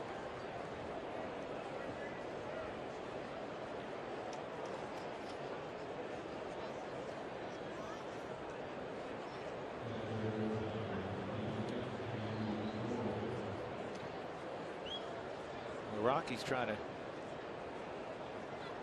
break a trend where the Nationals have scored 2 runs or more for Strasburg when he's still in the game. In his young career, they're 20-1. Who was the one lost to, I wonder? They get beat 3-2? Probably. Probably Kershaw. Or Kane or Lincecum when they're in a prime like that. Dougie's looking it up. You know he would. I don't think it's Lincecum this year. No, he struggled this year. He's given him some pretty good years, though. Yeah, there's no question about that. 2 Cy Young awards. Here's the 0-1. Center field, and Dexter is going to grab it. So Roenicke works out of it. Desmond tripled. Moore walked. 2 left on. 2-1 Nationals. Middle of 6.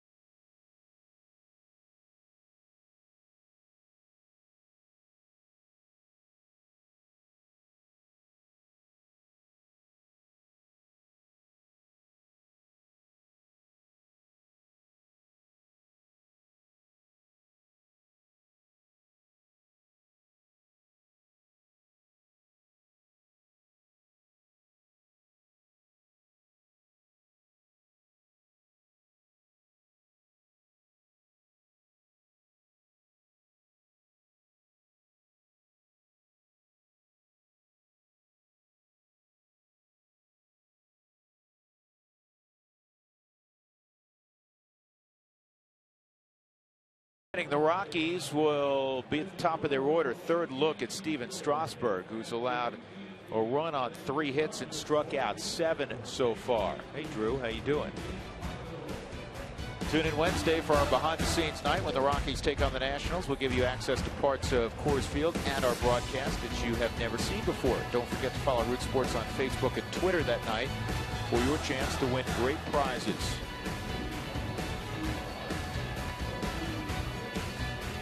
Big crew every night, working hard from early in the day. Everybody except Sam. Yeah, hide Sam. Listen, we saw plenty of you when you were on vacation in Philadelphia. Was he on TV a lot? Oh yeah, we got him, and he didn't know it. Then he got a text, and he quickly went to get a hot dog. Roger. Roger doesn't mind the FaceTime. And then there's Speedy.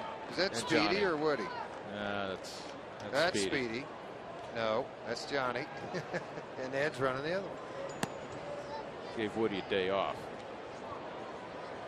Dexter, an infield hit to drive in a run in the 3rd. Also a sharply hit ball to center field. Harper shaded toward left center where that ball went. And that's in there for a strike at 95. 1-1. So We mentioned that the Nationals are 20-1 when they give Strasburg 2 runs or more. The only game he lost to, George, it was a good guess. He lost to the Dodgers last year. That is pulled down the line. See if Dexter can leg out a triple. It's a long run for Michael Morse. And there's no question. A leadoff stand-up triple for Dexter Fowler. And for Dex, that is number 8 on the season. 89-mile-an-hour changeup, so now you're getting back to average fastball territory. And when you leave it up in the strike zone, it gives Dexter a chance to turn on it. That ball floated away right above the knee area, and he just raked this thing out of the reach of Roach into the corner.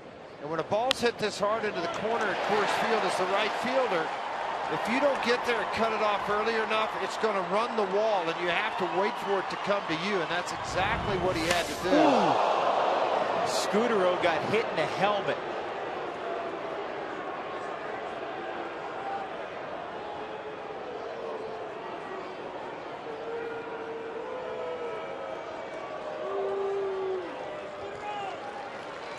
He's saying he's fine. You could see him mouthing the words to Keith Duggar. He wants to go to first. And Keith's not going to let him go there too quickly.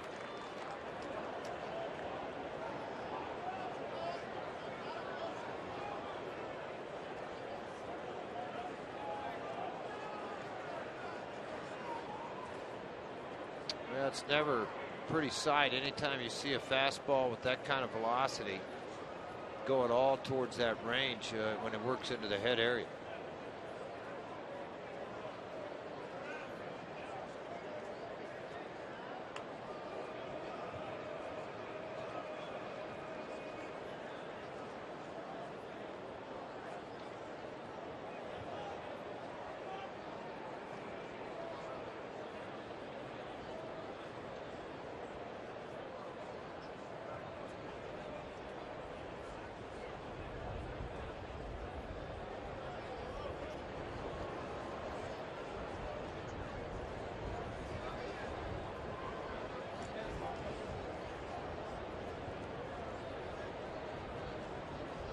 You are going to take every precaution.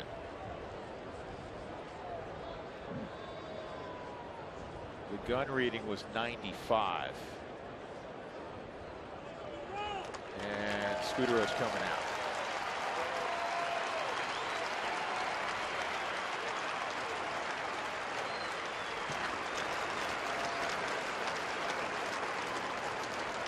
You just can't take any chances, as we have learned in all sports these last few years, with head injuries. And thankfully, and we'll watch again, George, it looked like it got all helmet. Not that this makes it. That doesn't make it feel any better. It doesn't make it feel any better, but thank goodness it didn't get any of his face. And wow. And that was not a glancing blow. Chris Nelson with the sore ankle. Wow.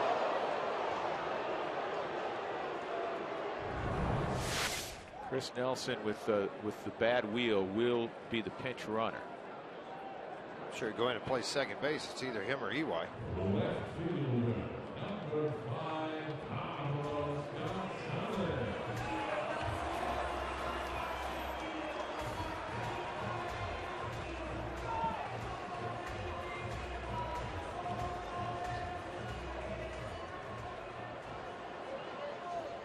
You can see on the right ankle, it's pretty well wrapped. So the Rockies have first and third, nobody out in a 2-1 ball game. Let's see if this, it all rattles Strasburg. Carlos Gonzalez at the plate. Cargo hasn't gotten it in play against Strasburg. 2 strikeouts on changeups. He's really just showing him the fastball, George. He hasn't delivered one to hit, and he shows him fastball away, ball 1.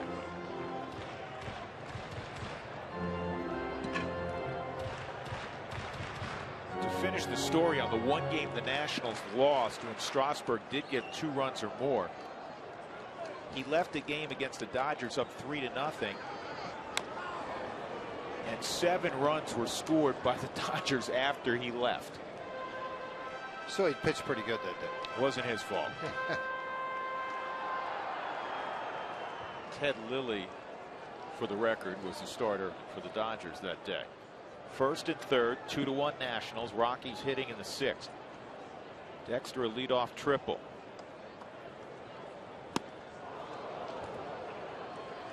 Each at bat, Cargo has been at 1-1, and then the count has swung in favor of Strasburg 1-2. No, it's been changeup strikeout. I want to see if he goes to a hard breaking ball on the back foot here on Gonzalez. A lot of times they'll chase. With first and third, they should get just one sign. They show changeup to the outer half. Cargo able to cover it. And long swing. Cargo did a good job with 2 strikes in that Rangers series. He didn't tear the cover off the ball, but George, he went to left and left center really well on off-speed pitches. Well, in that ballpark, they're trying to eliminate the power, which the ball just flies in right center in Arlington. Fastball in after going away. 2-2. Pitch count at 73.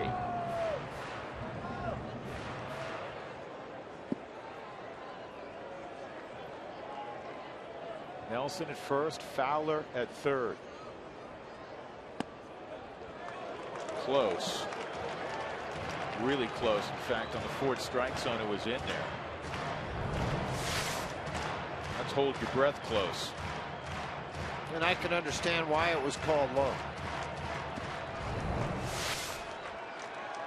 3-2 count on Gonzalez. Kadire on deck.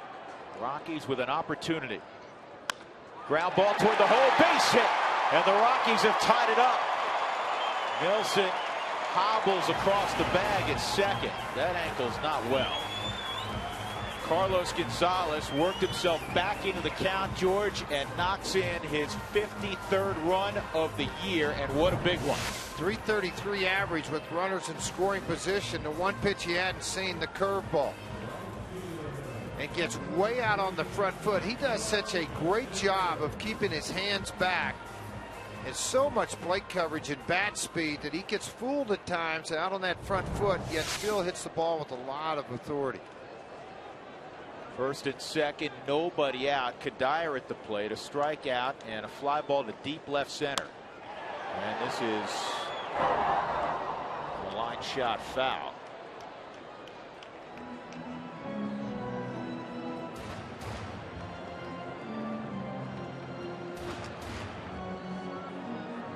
Third base coach always has to be aware of outfield arms, where they're positioned, what kind of runner he has. Right now he's got an injured runner at second base. And I watched, it was off camera. I watched Nelson go around second, and he was favoring that ankle. Probably the straight on running is not as painful as it is, you know, hitting that bag and making the turn with the ankle. Good swing by Kadire. 1-2. Jim Tracy seems to be watching an awful lot of what Nelson's doing too at second base. You know, the one thing you hate is a player says, yeah, I think I can go. Trainers, yeah, I think I can go. Let's tape it. I think I can go. And then you actually get in a game situation, the adrenaline flows a little bit stronger. Line drive, base hit. That'll get down. Nelson will stop at third. And the bases are loaded for help. That ball was scalded. I don't know that Nelly would have been able to score either way on that. Kadire hit that ball hard. We may see Steve McCaddy for the first time tonight. He didn't have to make too many house calls when Strasburg's on the hill. Doesn't have to worry about getting in shape to run out and run back, because you don't get to do it very often. Not with this whole entire pitching staff that he runs out there. Elevated ball up in the strike zone. Pitch number 80 for Strasburg. It's just the 55th pitch thrown in the strike zone, though. He's been outstanding with that. But it was elevated. Kadire, even with that back elbow dropping a little bit, wanted to take the ball to the right side, except he just hit it too hard to get the run in from second. Still no outs and the bases loaded, and Helton's up. I like the chances for Jim Tracy and the Rockies and Helton fan club to put the Rockies on top here.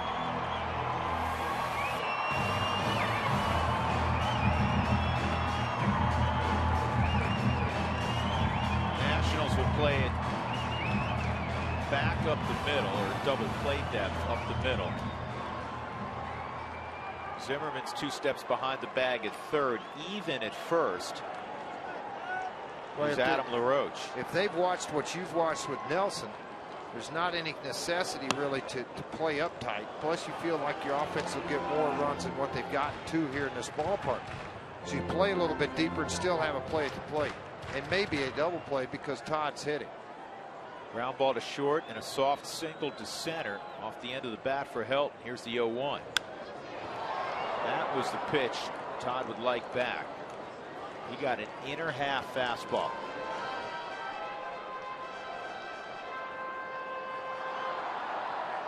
Scudero was hitting the helmet. Nelson is running for him. Cargo an RBI single, and Kadire a single. Bases loaded, nobody out in a 2-2 game in the bottom of the 6th. And in the air to center field, fairly deep. Harper had to run over to get it. Nelson will come home.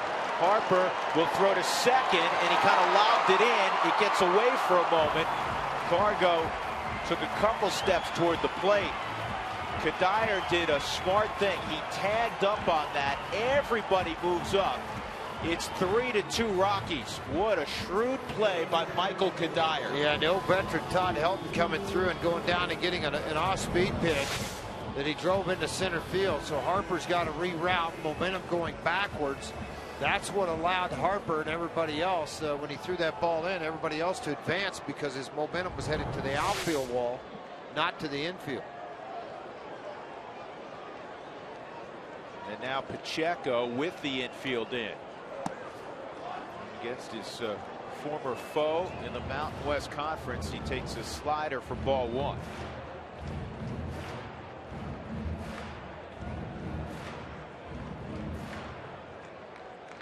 See the infield change their tune a little bit now.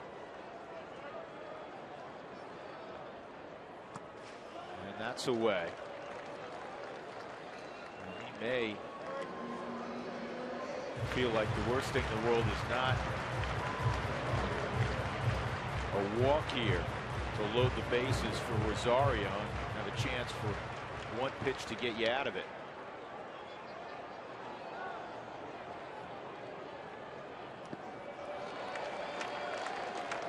See if they go ahead and just stand up and walk Pacheco. Look in the dugout by Flores. Davey Johnson gave him 4 fingers, so this will be an intentional walk of Pacheco to load him up again. They go after Rosario. Now here's the thing about Willeen. Anybody that's watched the Rockies and watched this kid play this year, if he hits it on the ground, it's not one of those, oh, he's a catcher, it's an automatic double play. He gets up the line. He really does get up the line. And the thing about it is once the ball leaves the bat, if it's on the ground, you're going to have to turn everything as quick as you can. Gorzelani, the left-hander, appears to be warming up down in their bullpen. 3 runs, 6 hits for the Rockies, 2 runs, 6 hits for the Nationals. Bases loaded, 1 out. Willeen Rosario, a double and a strikeout. Well, his first at bat, he got a first pitch fastball and he crushed it to left center. In his next at bat, he got a lot of what you just saw, breaking balls. Well, guys are going to do that too, and I think part of that is because of his inability to hit it at this point consistently. So you're going to get fed an awful lot of that.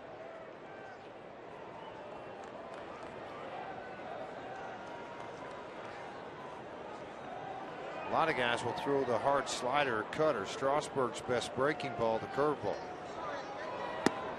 Got it again. Yeah, that was a more hittable one. 0-2. A little more of a hanger up in the strike zone.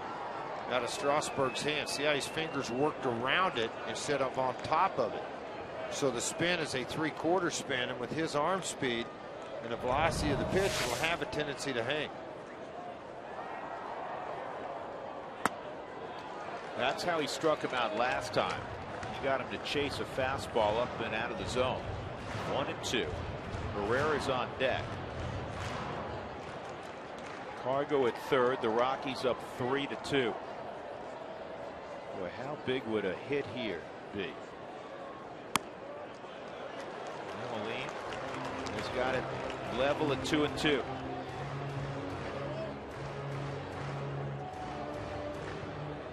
.32 RBIs for Rosario. Cargo, Kadire, and Pacheco.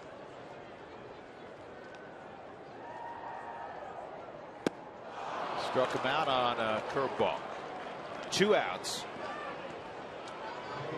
And Johnny Herrera will take his turn and pop out the strikeout for Herrera. After this strikeout of Rosario, now this is a young kid pitching on the mound.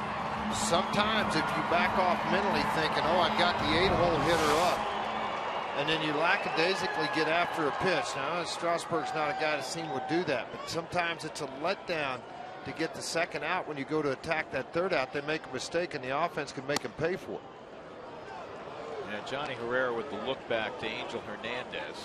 I had to look up. Yeah, that pitch was up and away.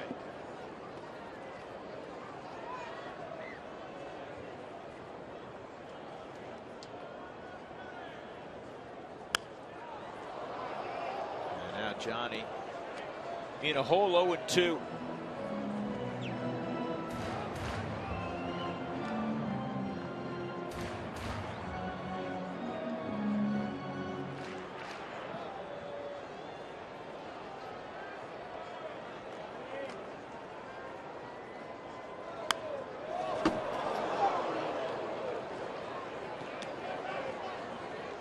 Johnny can handle the bat with 2 strikes. He's not facing just any old hurler out there. Strasburg with 8 punch outs. 95 pitches in here in the 6th.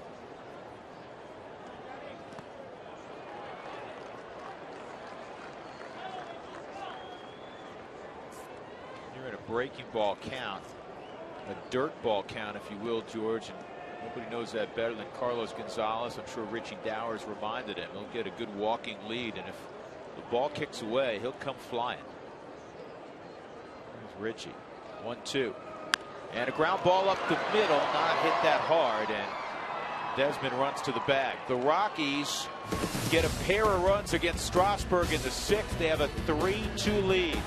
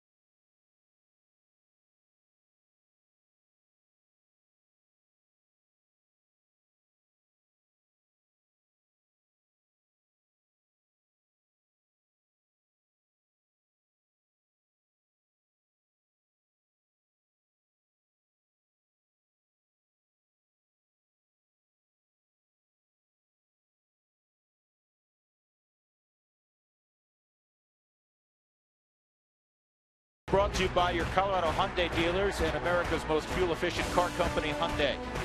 And by Sonic, it's officially summer, so roll up and try the all-new Holy Guacamole Dog and Chili Cheese Fritos Coney. Welcome back to Coors Field. The Rockies have a 3-2 lead on Steven Strasburg and the Nationals, a club that comes to 20th and Blake at 41-29, leading the National League East.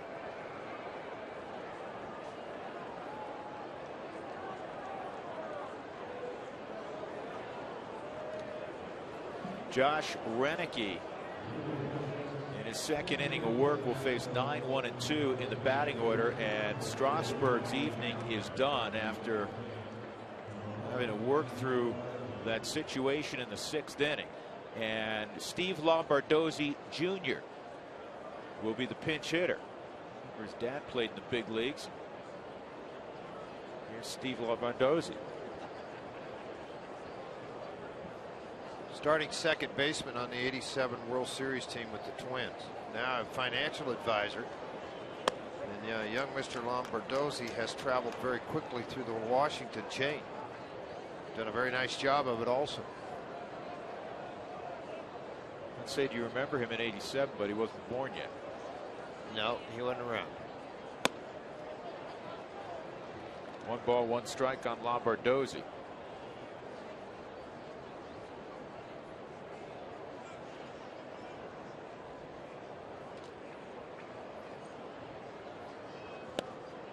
Good pitch by Renicky, 1-2.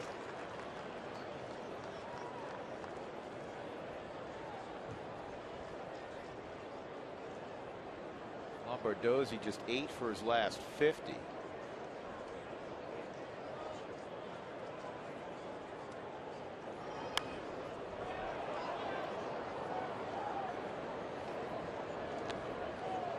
He was the Nationals minor league player of the year last year. Got a September call-up and performed well there. Swings the bat, can run fairly well, play the infield positions. Pop foul out of play.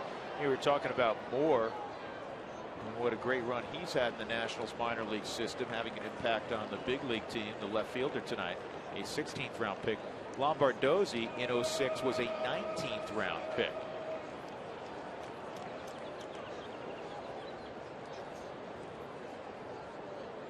That's called great scouting, when all of a sudden you start seeing 16th, 19th rounds pop up at the big league level. And not only pop up, but be an impact to where they're helping their ball clubs win. Lombardozzi comes up empty here. Will strike out. That'll bring up Danny Espinosa. Espinosa was hit on 2 cutters. First inning, 3rd inning by Jeff Francis, then hit a fly ball to center field.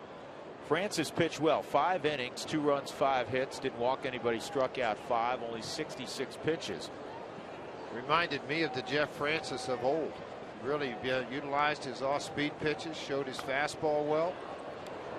I mean, I was very impressed with Jeff Francis tonight on the mound.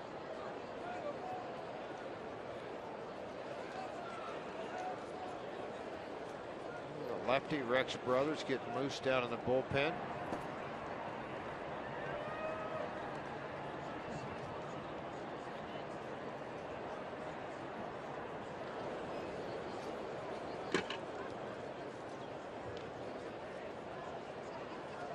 Espinosa last year hit .236, but he hit 21 home runs, 66 driven in, stole 17 bases.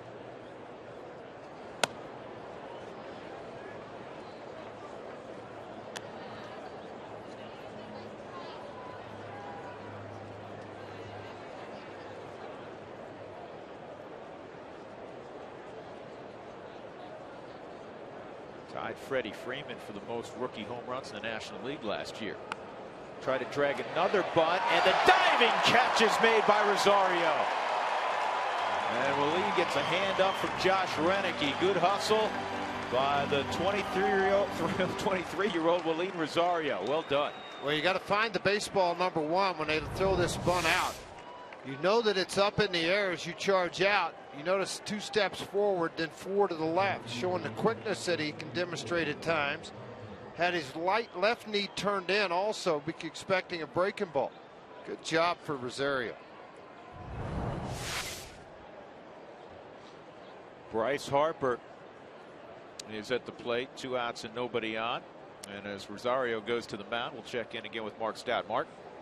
Thank you, guys. Tonight's Chevy's Dare to Compare is brought to you by the Chevy Silverado, the longest-lasting, most dependable truck on the road. Chevy made for Colorado. I'm daring to compare Mickey Mantle after 50 games in his career as a 19-year-old and Bryce Harper after 50 games as a 19-year-old. At-bats, plate appearances, almost identical. You see the numbers. Runs are pretty similar. Mickey Mantle in 1951, second in the American League Rookie of the Year voting. In the NL, Willie Mays won it that year. This year could be interesting with Mike Trout and Bryce Harper for Rookie of the Year. We'll see what happens as this season rolls on, guys. Hey, listen, if you can be legitimately compared in any category to Mickey Mantle, even though it's early, not bad stuff. Harper tonight is 0 for 3, 2 strikeouts against Francis. 3-2 Colorado. And Harper gets a strike call.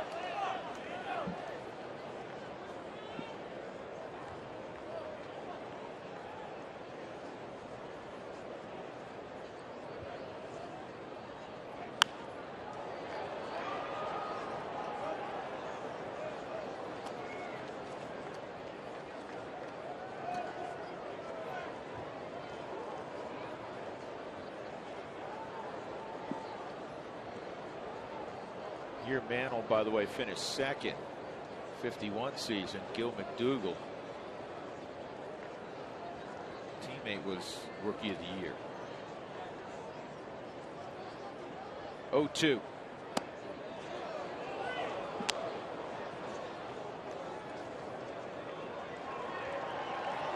So many stories when Harper was a 16-year-old of 450 and 500-foot home runs. Well, I can tell you this, at the Metrodome, the old Metrodome, he hit one 7 rows up into the 3rd deck at the Metrodome. In batting practice? In batting practice, and it's a perfect game showcase that they bring in the top 100 players and top 50 high school pitchers. It was put on by Jerry Ford, and they put it on there in the Minneapolis area so all the scouts could come see and identify all those top juniors. He was there as a sophomore. Dante Bichette's son was there. Crushed some balls in the ballpark, but not like Harper. Here's the 1-2. Got him on an off-speed pitch. Harper got for the 3rd time tonight. He's 0 for 4.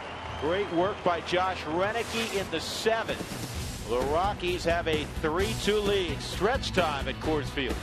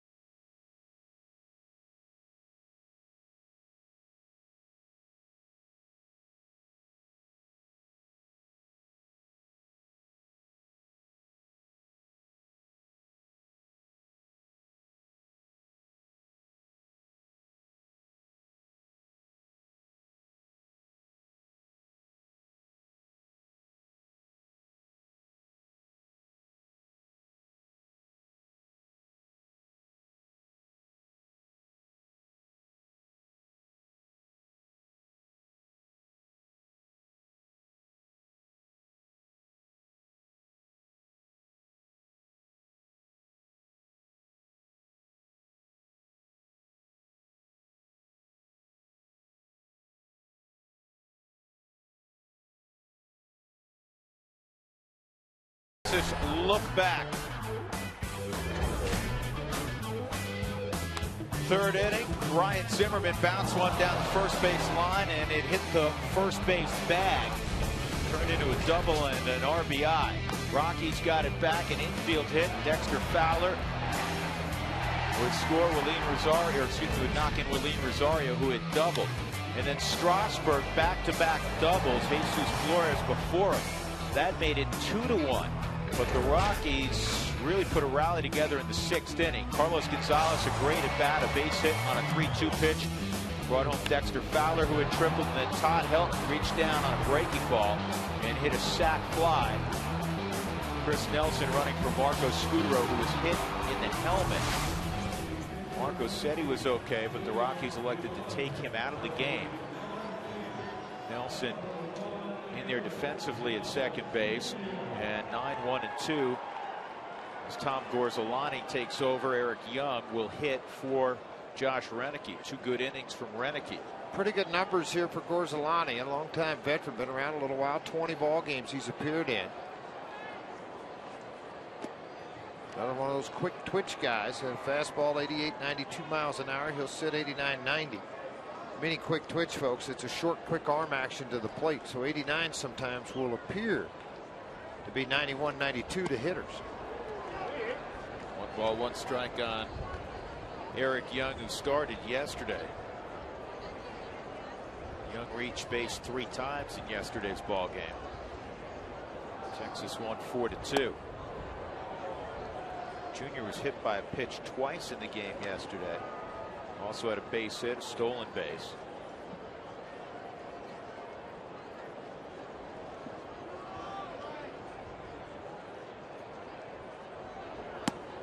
Three balls and a strike. The way this is working, it's minor leagues revisited. EY's leading off, and Dexter's on deck. Watched that in Tulsa a lot about 5 years ago.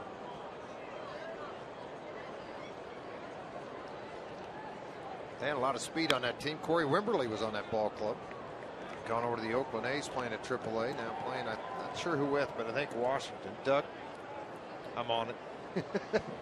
Speaking of a guy who can run, Delta Cleary just got moved up recently to Modesto. You know what? Last year at Modesto struggled a little bit, came to spring, was still struggling, and they said, you know what, go back to Asheville, gain your confidence back. Swing the bat well there, and they get you that chance. A walk to EY, just what you're trying to get accomplished if you're Jim Tracy. Tonight's CenturyLink high-speed pitch, fast speed and a low monthly price. Visit CenturyLink.com. Strasburg 97, and Jeff Francis baffled him with off-speed pitches. Jeff touched 86. Matt Belisle warming up to come on to pitch the 8th inning. The Rockies hoping to add a few on here. They have their best base stealer at first in EY. Gorzolani showed the typical lefty move. George, look to the plate, come to first. A lot of guys will do that. Some try to hang longer over the rubber to freeze the runner longer.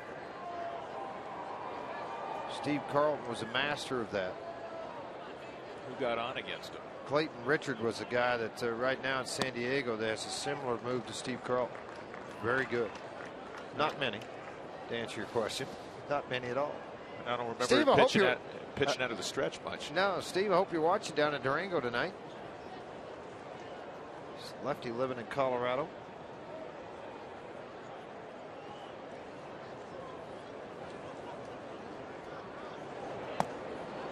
And that misses 2-0.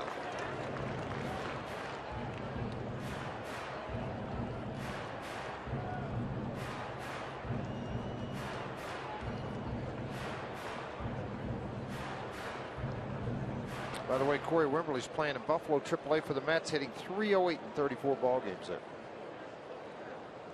Well, he's a guy, you know, the Mets stay in it. Call him up as a pinch runner in September.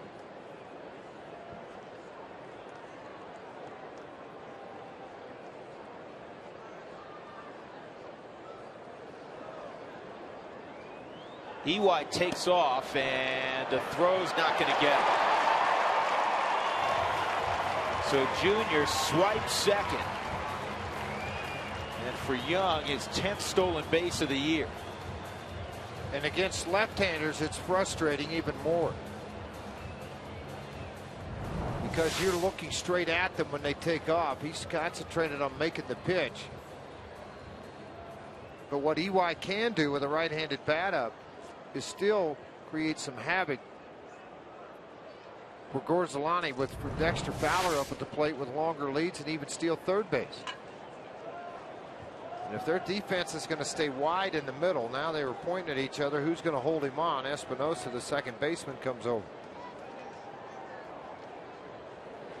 Dex was swinging 3-0. And it's 3-1.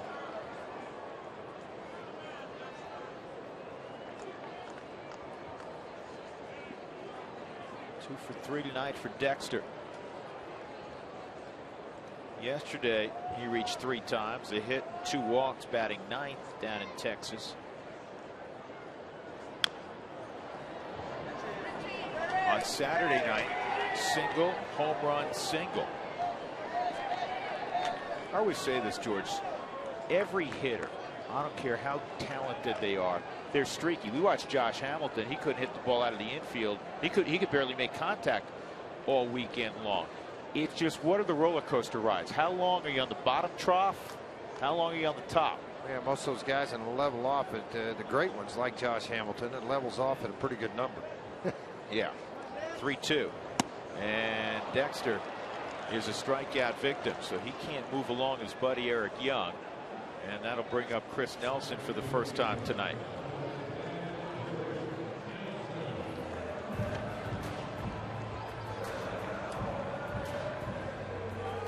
Playing with that bad wheel. Chris was bummed out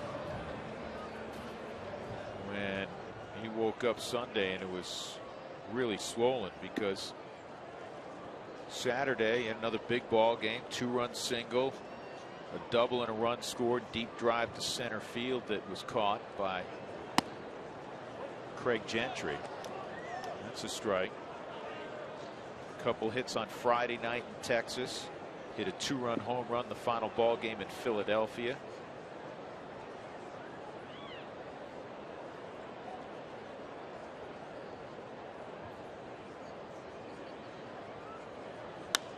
And Chris pokes it to right. It's going to drop. Eric Young is coming home. Here's the throw. Not going to get him. Chris Nelson just served a single to right. And the blazing speed of Eric Young gives the Rockies a 2-run cushion. 20 RBIs now for Nelson, and he has been in some kind of hot streak. Go ahead and smile, Nelly. It's got to feel good. Your foot's killing you, but guess what? You just drove in the 4th run of the ball game to give the Rockies a 2-run lead on a nasty sinker down and away from you. Nothing more than a whole lot of upper body swing through the bat at it. Dumped it out in front of the right fielder, who fires it to the plate late.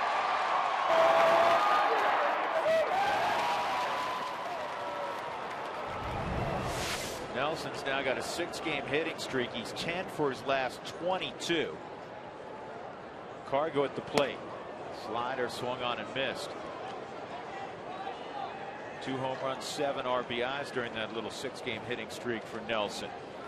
Cargo had a big at bat, George, maybe the biggest of the ball game. He fell behind 1-2 against Strasburg, and then tied it up, working the count to 3-2 with the sharp single between first and second. Well, when you're facing the best, a lot of times the best on your team comes forward too. And Strasburg, the best right-hander, and arguably the best right-hander in the game today. And Cargo, one of the best RBI men, and guys that can swing the bat, had a good matchup, and Cargo won that one after he'd won the other.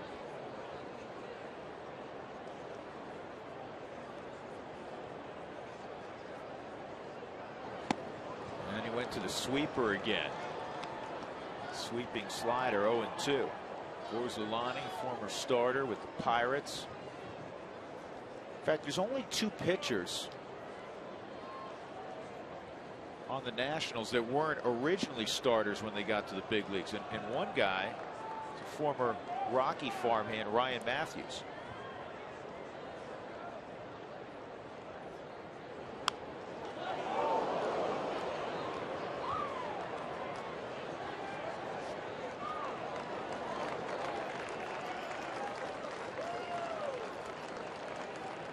Ryan Matthews is the guy walking around out there looking as if he may toss a baseball.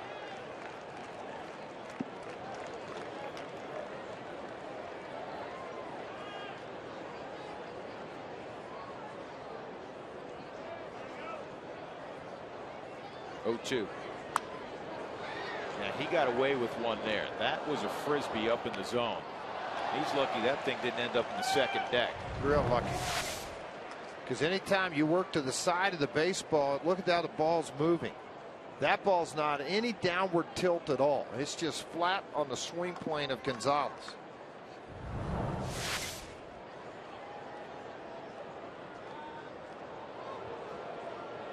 Now he's probably saying, dude, I'm not going anywhere. I can barely run. Just leave me alone over here. Quit picking me off. Quit throwing over here.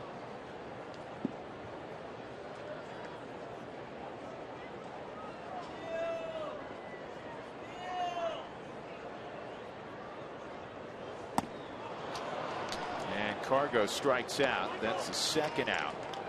And that'll bring up Kadire. Well, the Super Suite Conference Center is available for game day or non-game day meetings for groups of 25 to 200. So make your reservation now.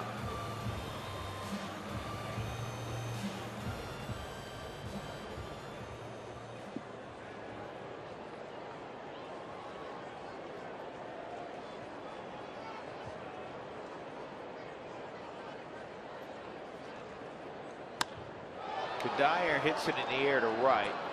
Michael Morse waiting.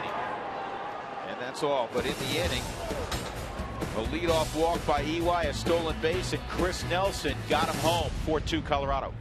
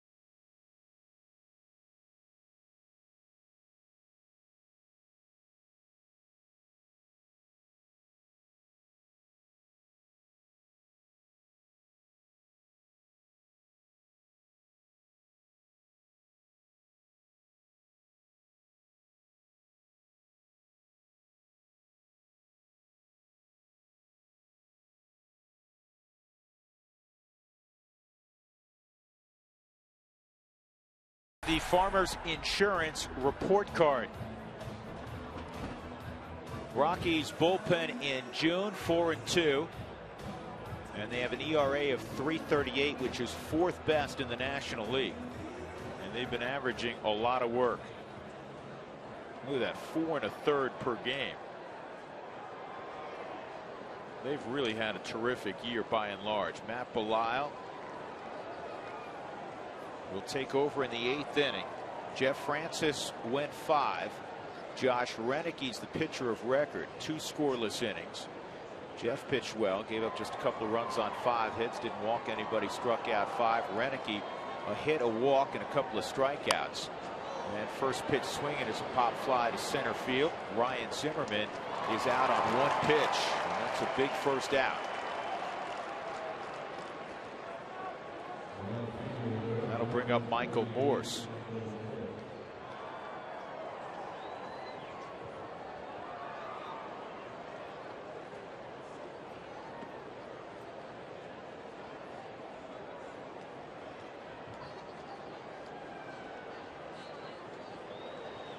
Morse is 4 for his last 21 at the plate. Missed the first 50 games with a right lat strain. He didn't play his first game until June 1st.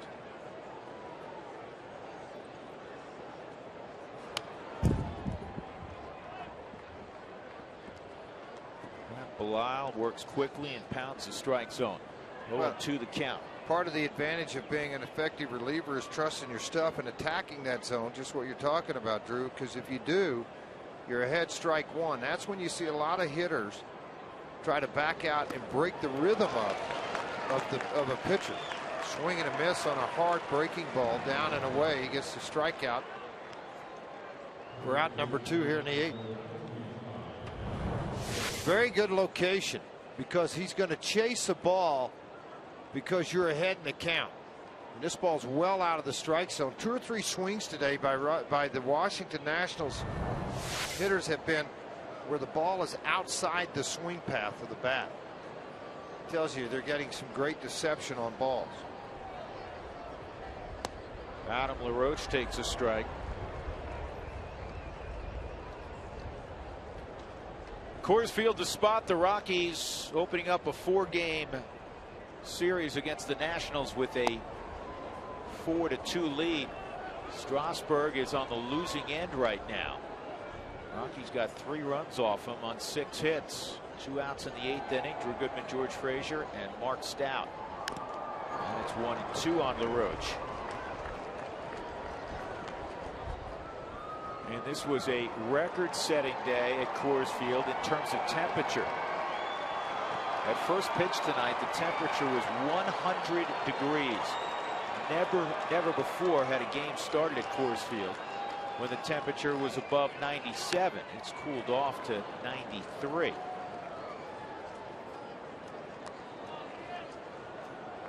Feels like Phoenix.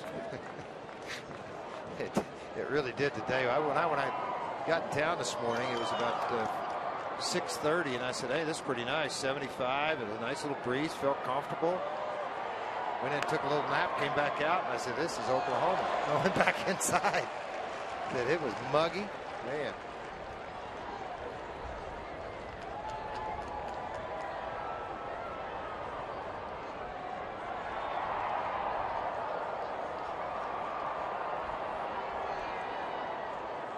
Here's the 1-2. Got him. Slider on the back foot. Great job by Matt Belisle. 1-2-3 in the 8th inning and a couple of punch outs to boot. Rockies leading 4-2 as we go to the bottom half of inning number 8.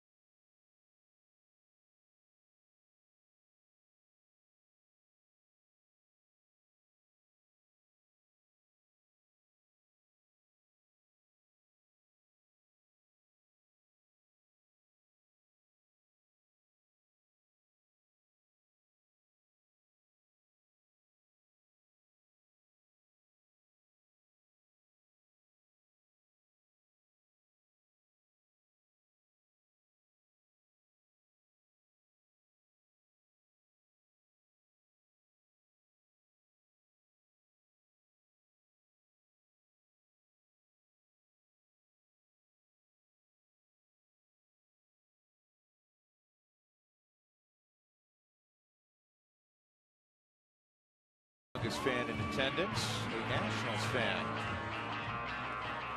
During the month of June, Root Sports is looking for the biggest Rockies fans in Nebraska and South Dakota. Tell us why you're a fan and enter to win the ultimate fan experience. It'll include travel and hotel for you and a guest to visit Denver and watch the Rockies in action in the Root Sports Suite.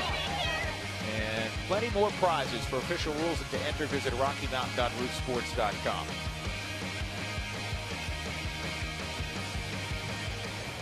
Tom Gorzolani, second inning of work. Todd Helton, a sac fly his last time up. It's been a solid ball game for Helton at the plate. He's 1 for 2, and that sac fly drove in his 33rd run of the year.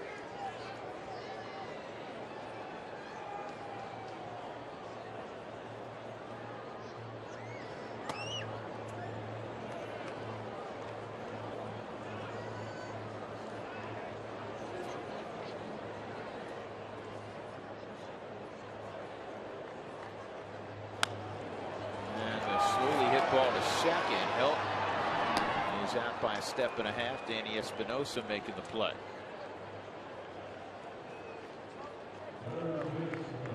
Well, the Rockies hoping their bullpen will clean things up too, the way they have so far. 3 innings, no hits. They've gotten a couple of one-hit, done a nice job of that. 1 walk, 4 strikeouts. Let Bedcourt come on and try to close this thing out. He had far and few between so far. Raffy. And Pacheco's out front. Jordan 0 for 2 and an intentional walk.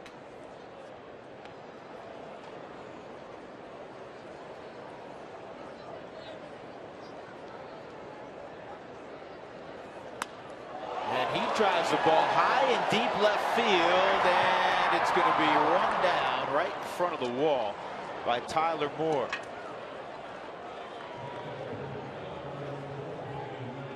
Long out off the bat of Pacheco. Rosario coming up, who wants tacos. Fans, if you'd like to receive text message alerts when the Rockies do score 7 in a game for the Rockies Taco Special, text the keyword taco to 720-720. Feed your Rockies fever only at Taco Bell.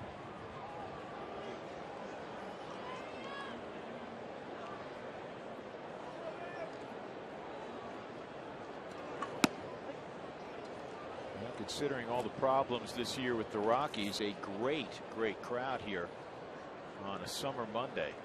40,177. Well, the anticipation, a lot of times people are buying off a lot of tickets to come here in January, February, and March, anticipating the team's performance would be better than what it is right now. The other thing, there's a lot of softball tournaments going on right now here in the city. A lot of those dads and girls are out here watching some hardball. And I'm sure the buzz about the Nationals and the walk-up crowd with Steven Strasburg pitching.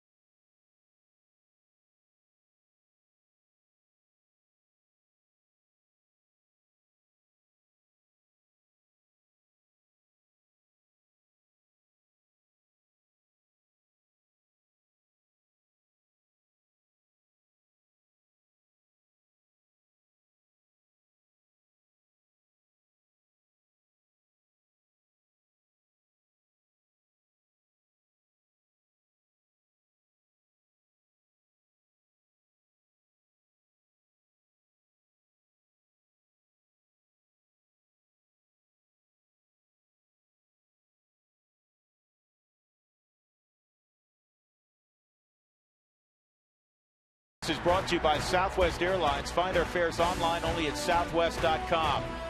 By Jack in the Box right now at Jack in the Box, you can try the new Chipotle Chicken Club combo for just $4.99 plus tax.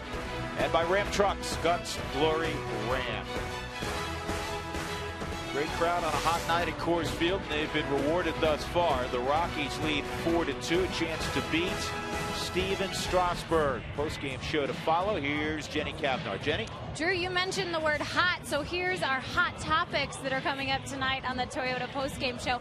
How about Hot Wheels? That's exactly what Dexter Fowler had tonight, burning up the line to score the first run of the game, and then it was a sizzling sixth. After the Rockies got off to a slow start against Strasburg, they came back to score a few runs in the sixth and take the lead to where it is now. Of course, we'll also get you cooled off in the clubhouse. It's all coming up on the Toyota postgame show. Be sure to stay tuned after baseball. So how is it out there? Is it a little chilly? Is it hot? Or You know what? Do you think? It's always a wind tunnel out here, so there's a hot wind blowing through every once in a while, but it is a little warm. You made sure Tracy and Jeff made it with you? They'll come. They're just not like to there take yet? their time. What are they doing? They're probably fanning off in You're the bathroom, nervous. let's be honest. Are you nervous they're not there yet? You should be. You know what? You guys just calm down up there. All right, see Enjoy you your later. AC, get an ice cream. You'll be fine. All right, Jenny, thank you. Rafael Betancourt looking to nail down the save. It would be his 12th of the year. It's his 28th appearance. The league hitting just .212 against him. The important thing, doesn't walk people. 7 walks. He struck out 28, 26 and 2/3, a 3.04 earned run average. And of those 7 walks, George, 4 are intentional. And the opponent has not done anything against him either. That's the other exciting part to look at. A .212 batting average. Christian Friedrich and another left-hander, Gio Gonzalez. Gonzalez is 9-3. He'll go tomorrow for the Nationals.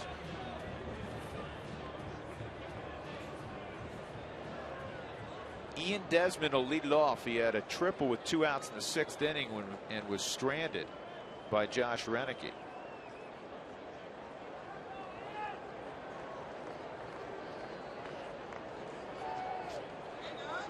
Been a well-played ball game.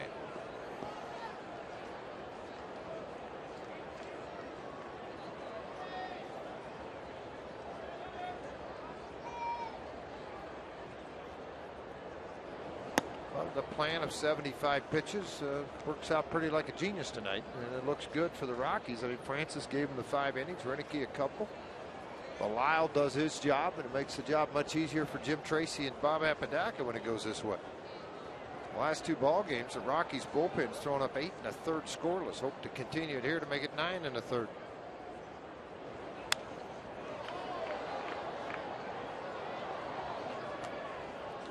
One ball, 1 strike.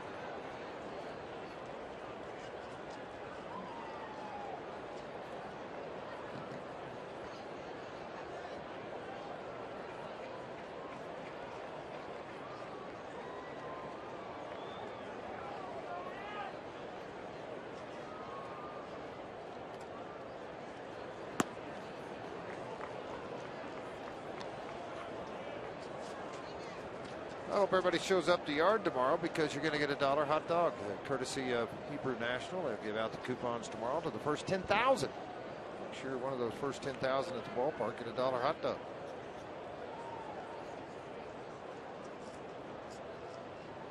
Here's the 2-1. Well, congratulations to the U of A. The Arizona Wildcats are the national champions of college baseball. Won the College World Series in Omaha. Ended the 2-year reign of the South Carolina Gamecocks. Some really very good ball games played there. South Carolina had to beat Arkansas. A couple of ball games. Arkansas breezed through the early half of that. And some northern teams make a run. Kent State, Stony Brook getting there for the first time. Here's the 2-2. And he got it. Looked like a changeup.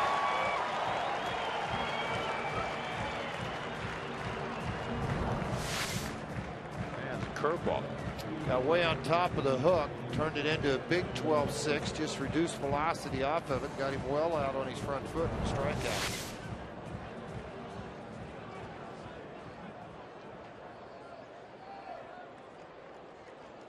Tyler Moore 0 for 2 and a walk.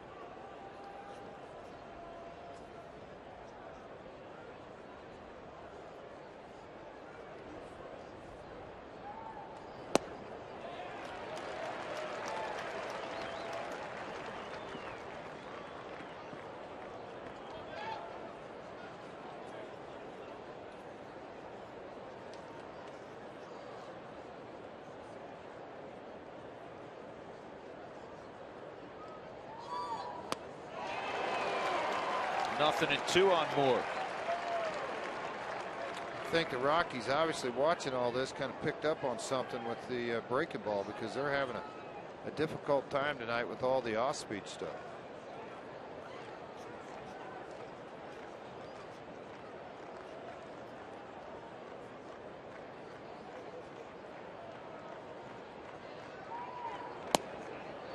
Just missed.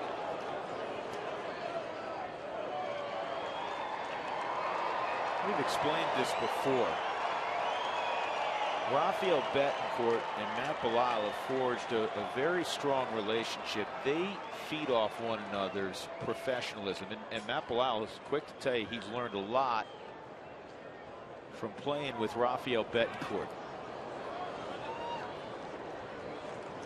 How he goes about his business does not deviate from day to day, regardless of where the team is in the standings. You can't change your routine as a reliever, so the minute you do something like that, it'll back up on you in a hurry. You got to stay the same every single day. That's probably one of the hardest things for a reliever to do, is deal with not only your physical attributes and what you have to do daily to prepare, but the ups and downs mentally. Here's the 2-2. Fouled off, and this one's going to be out of play.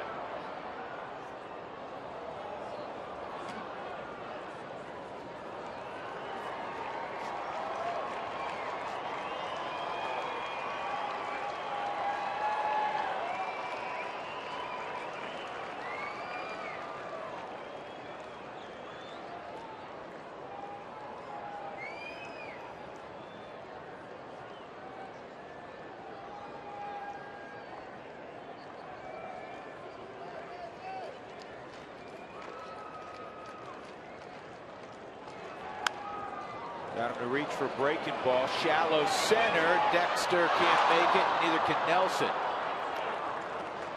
And it's a bloop single off the bat of Moore. Maybe on a good angle, Chris Nelson could come up with that, but who knows? That was a tough play.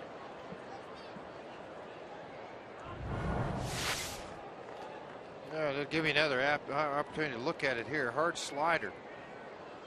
It's just kind of part of playing at Coors Field. That ball's a slider from a right-handed bat. As it gets up into the air, see, Chris got turned around. That ball's going to fade right.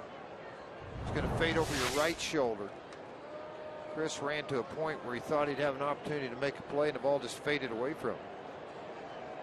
Jesus Flores single double, fly ball center field.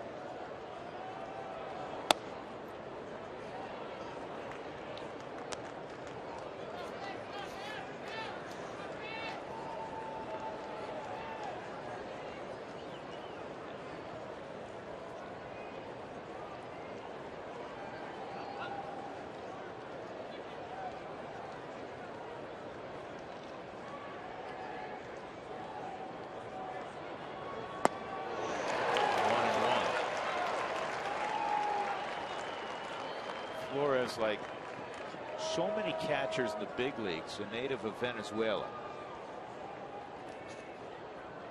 The country's turned out a great number of the catchers in the game.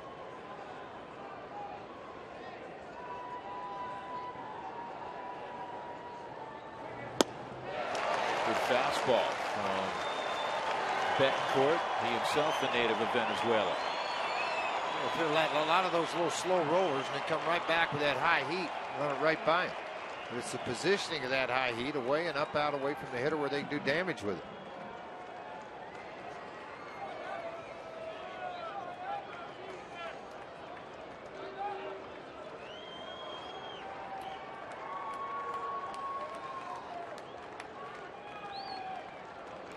One-two, ground ball that's going to sneak through the right side. And now you have two on with one out. And neither ball was hit hard. And we'll see off the bench. This will be Roger Bernardina. You hit him where it ain't. I mean, that whole right side wide open. That almost looked as if that's exactly what Flores was trying to do. Pull the hands inside, slide the ball to the right side of the infield. Bernardina 3 for 12 as a pinch hitter.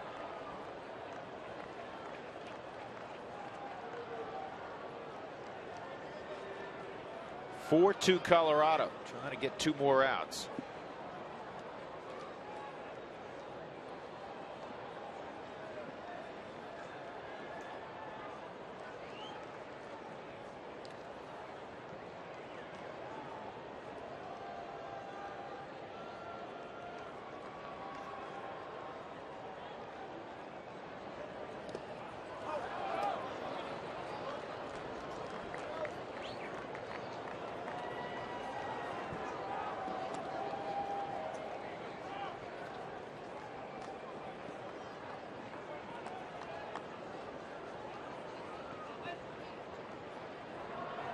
Bob Apodaca getting on the phone. Jimmy Wright running to answer.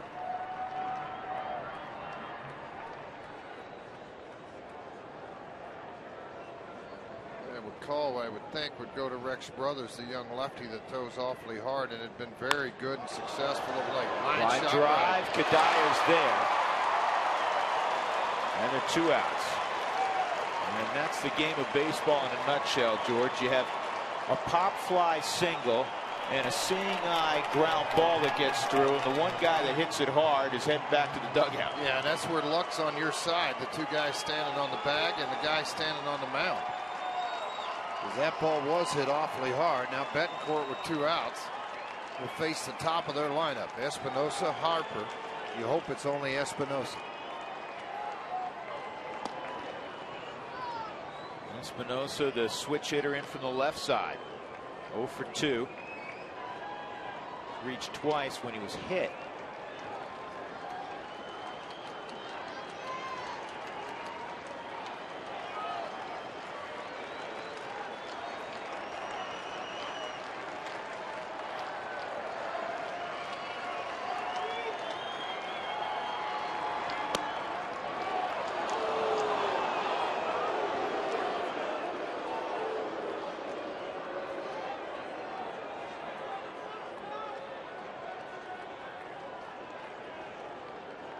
Ball 1 on Danny Espinosa.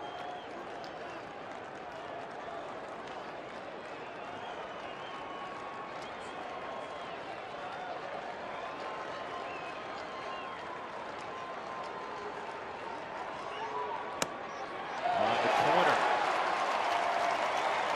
Back-to-back curveballs, I think, to a year ago, and that may have been off the plate also. The first part of the year, George, Rafael Betancourt was 90% fastball. Always the fastball, and it always had a little bit of cut to it. And now he's worked so much on that curveball to have more, I guess you want to say, to have a little more confidence in it, to throw it in position and being able to get the outs with it.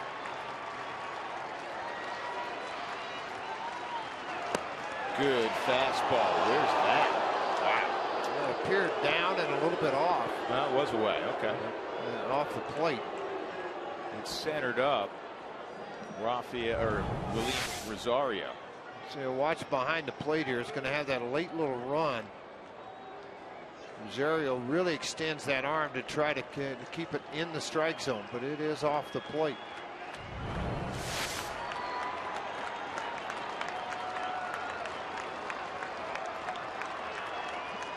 (2-1) and a ground ball to Chris Nelson.